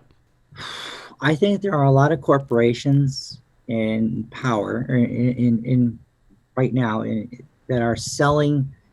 They're selling access and selling this for a short-term gain. Because you have to understand, a lot of our politicians who are in on this too, they get the political donations, and maybe they don't benefit directly, but like Joe Biden's brother-in-law wins a contract for $100 million to do X, Y, or Z. It all goes to nepotism, all goes to someone in the family. And the challenge is they're all seeing this from a short-term gain of, well, the next 5 or 10 years, we're going to make this money. What they're not seeing or not caring about, because they won't be alive and around for it, is in 20 and 30 years, what happens next. They don't care about that. And at the end of the day, their families are going to be so well insulated with money and finances that they're going to be immune to a lot of the problems. So what do they care? What do they care if the rest of us are left having to deal with the pieces of this? They're not going to have to deal with it. And that's the challenge. That's the problem we're all facing. Your books, as you say, you've got 24 books. If someone wants to find out about them and is inspired, as we've listened and chatted, if someone wants to check out your books, how do they do that? So you can either find us on Amazon. We are exclusive on Amazon, so you can download all of our books for free with Kindle Unlimited. And then we also have our website, frontlinepublishinginc.com, and you can find our stuff on there, and it'll link you to all the sites that you can buy it as well. So that's the easiest way to find us. Are you finding that you're getting penetration further around the world as you develop? Absolutely. But that's a concerted effort on my part, too. I spend a good chunk of my advertising dollars in Australia, the UK, Germany, Japan, India. I've gotten to a point now where about 35%, 40% of my monthly sales are international. I'm in the process of I've got 3 books translated in German.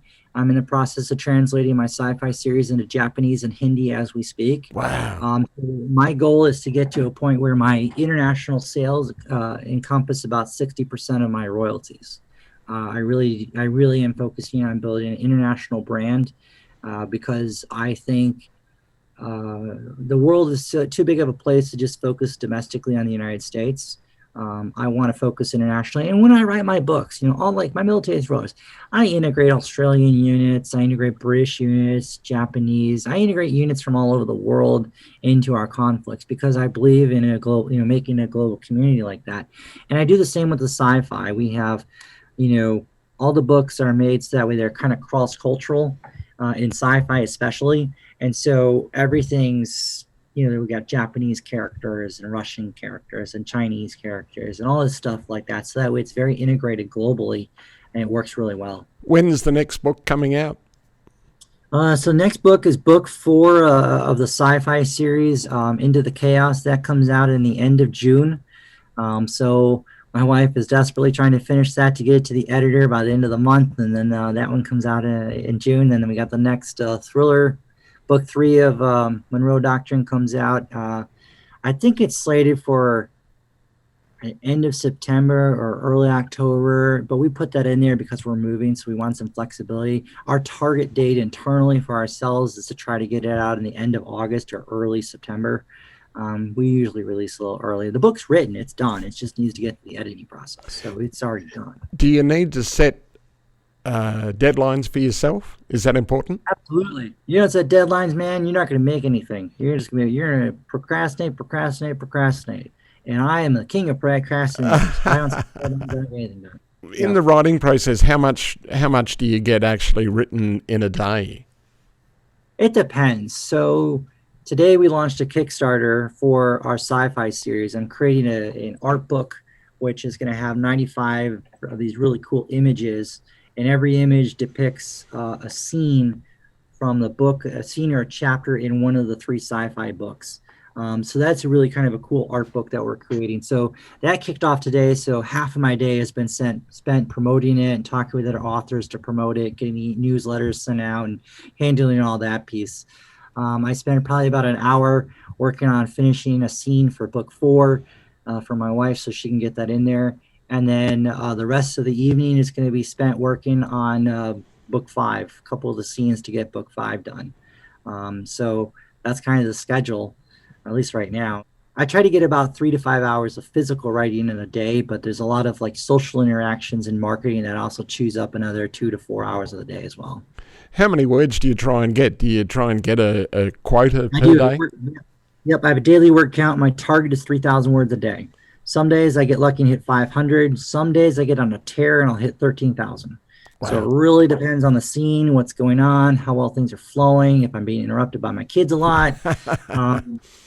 So today, after my kids go down, I'm going to really try to get on a tear. I have a big battle sequence that I'm writing in book 5. I think I should be able to get on a really good tear with that, and I'm hoping to knock out about 4,000 or 5,000 words tonight. Well, it has been an absolute pleasure, and I appreciate you giving us some time from your very busy schedule to share a little bit of the insight into you as an author. So, James Rosone, thanks for joining us over the bonnet. Yeah, no, and I appreciate being able to talk with you guys down in Australia. I have a handful of Australian super friends, readers and whatnot who just love our stuff down there. And, again, I mark the heck of our stuff down in Australia. It's a great country. I really I look forward to getting down to Australia one of these days. It is top of my bucket list to get down there.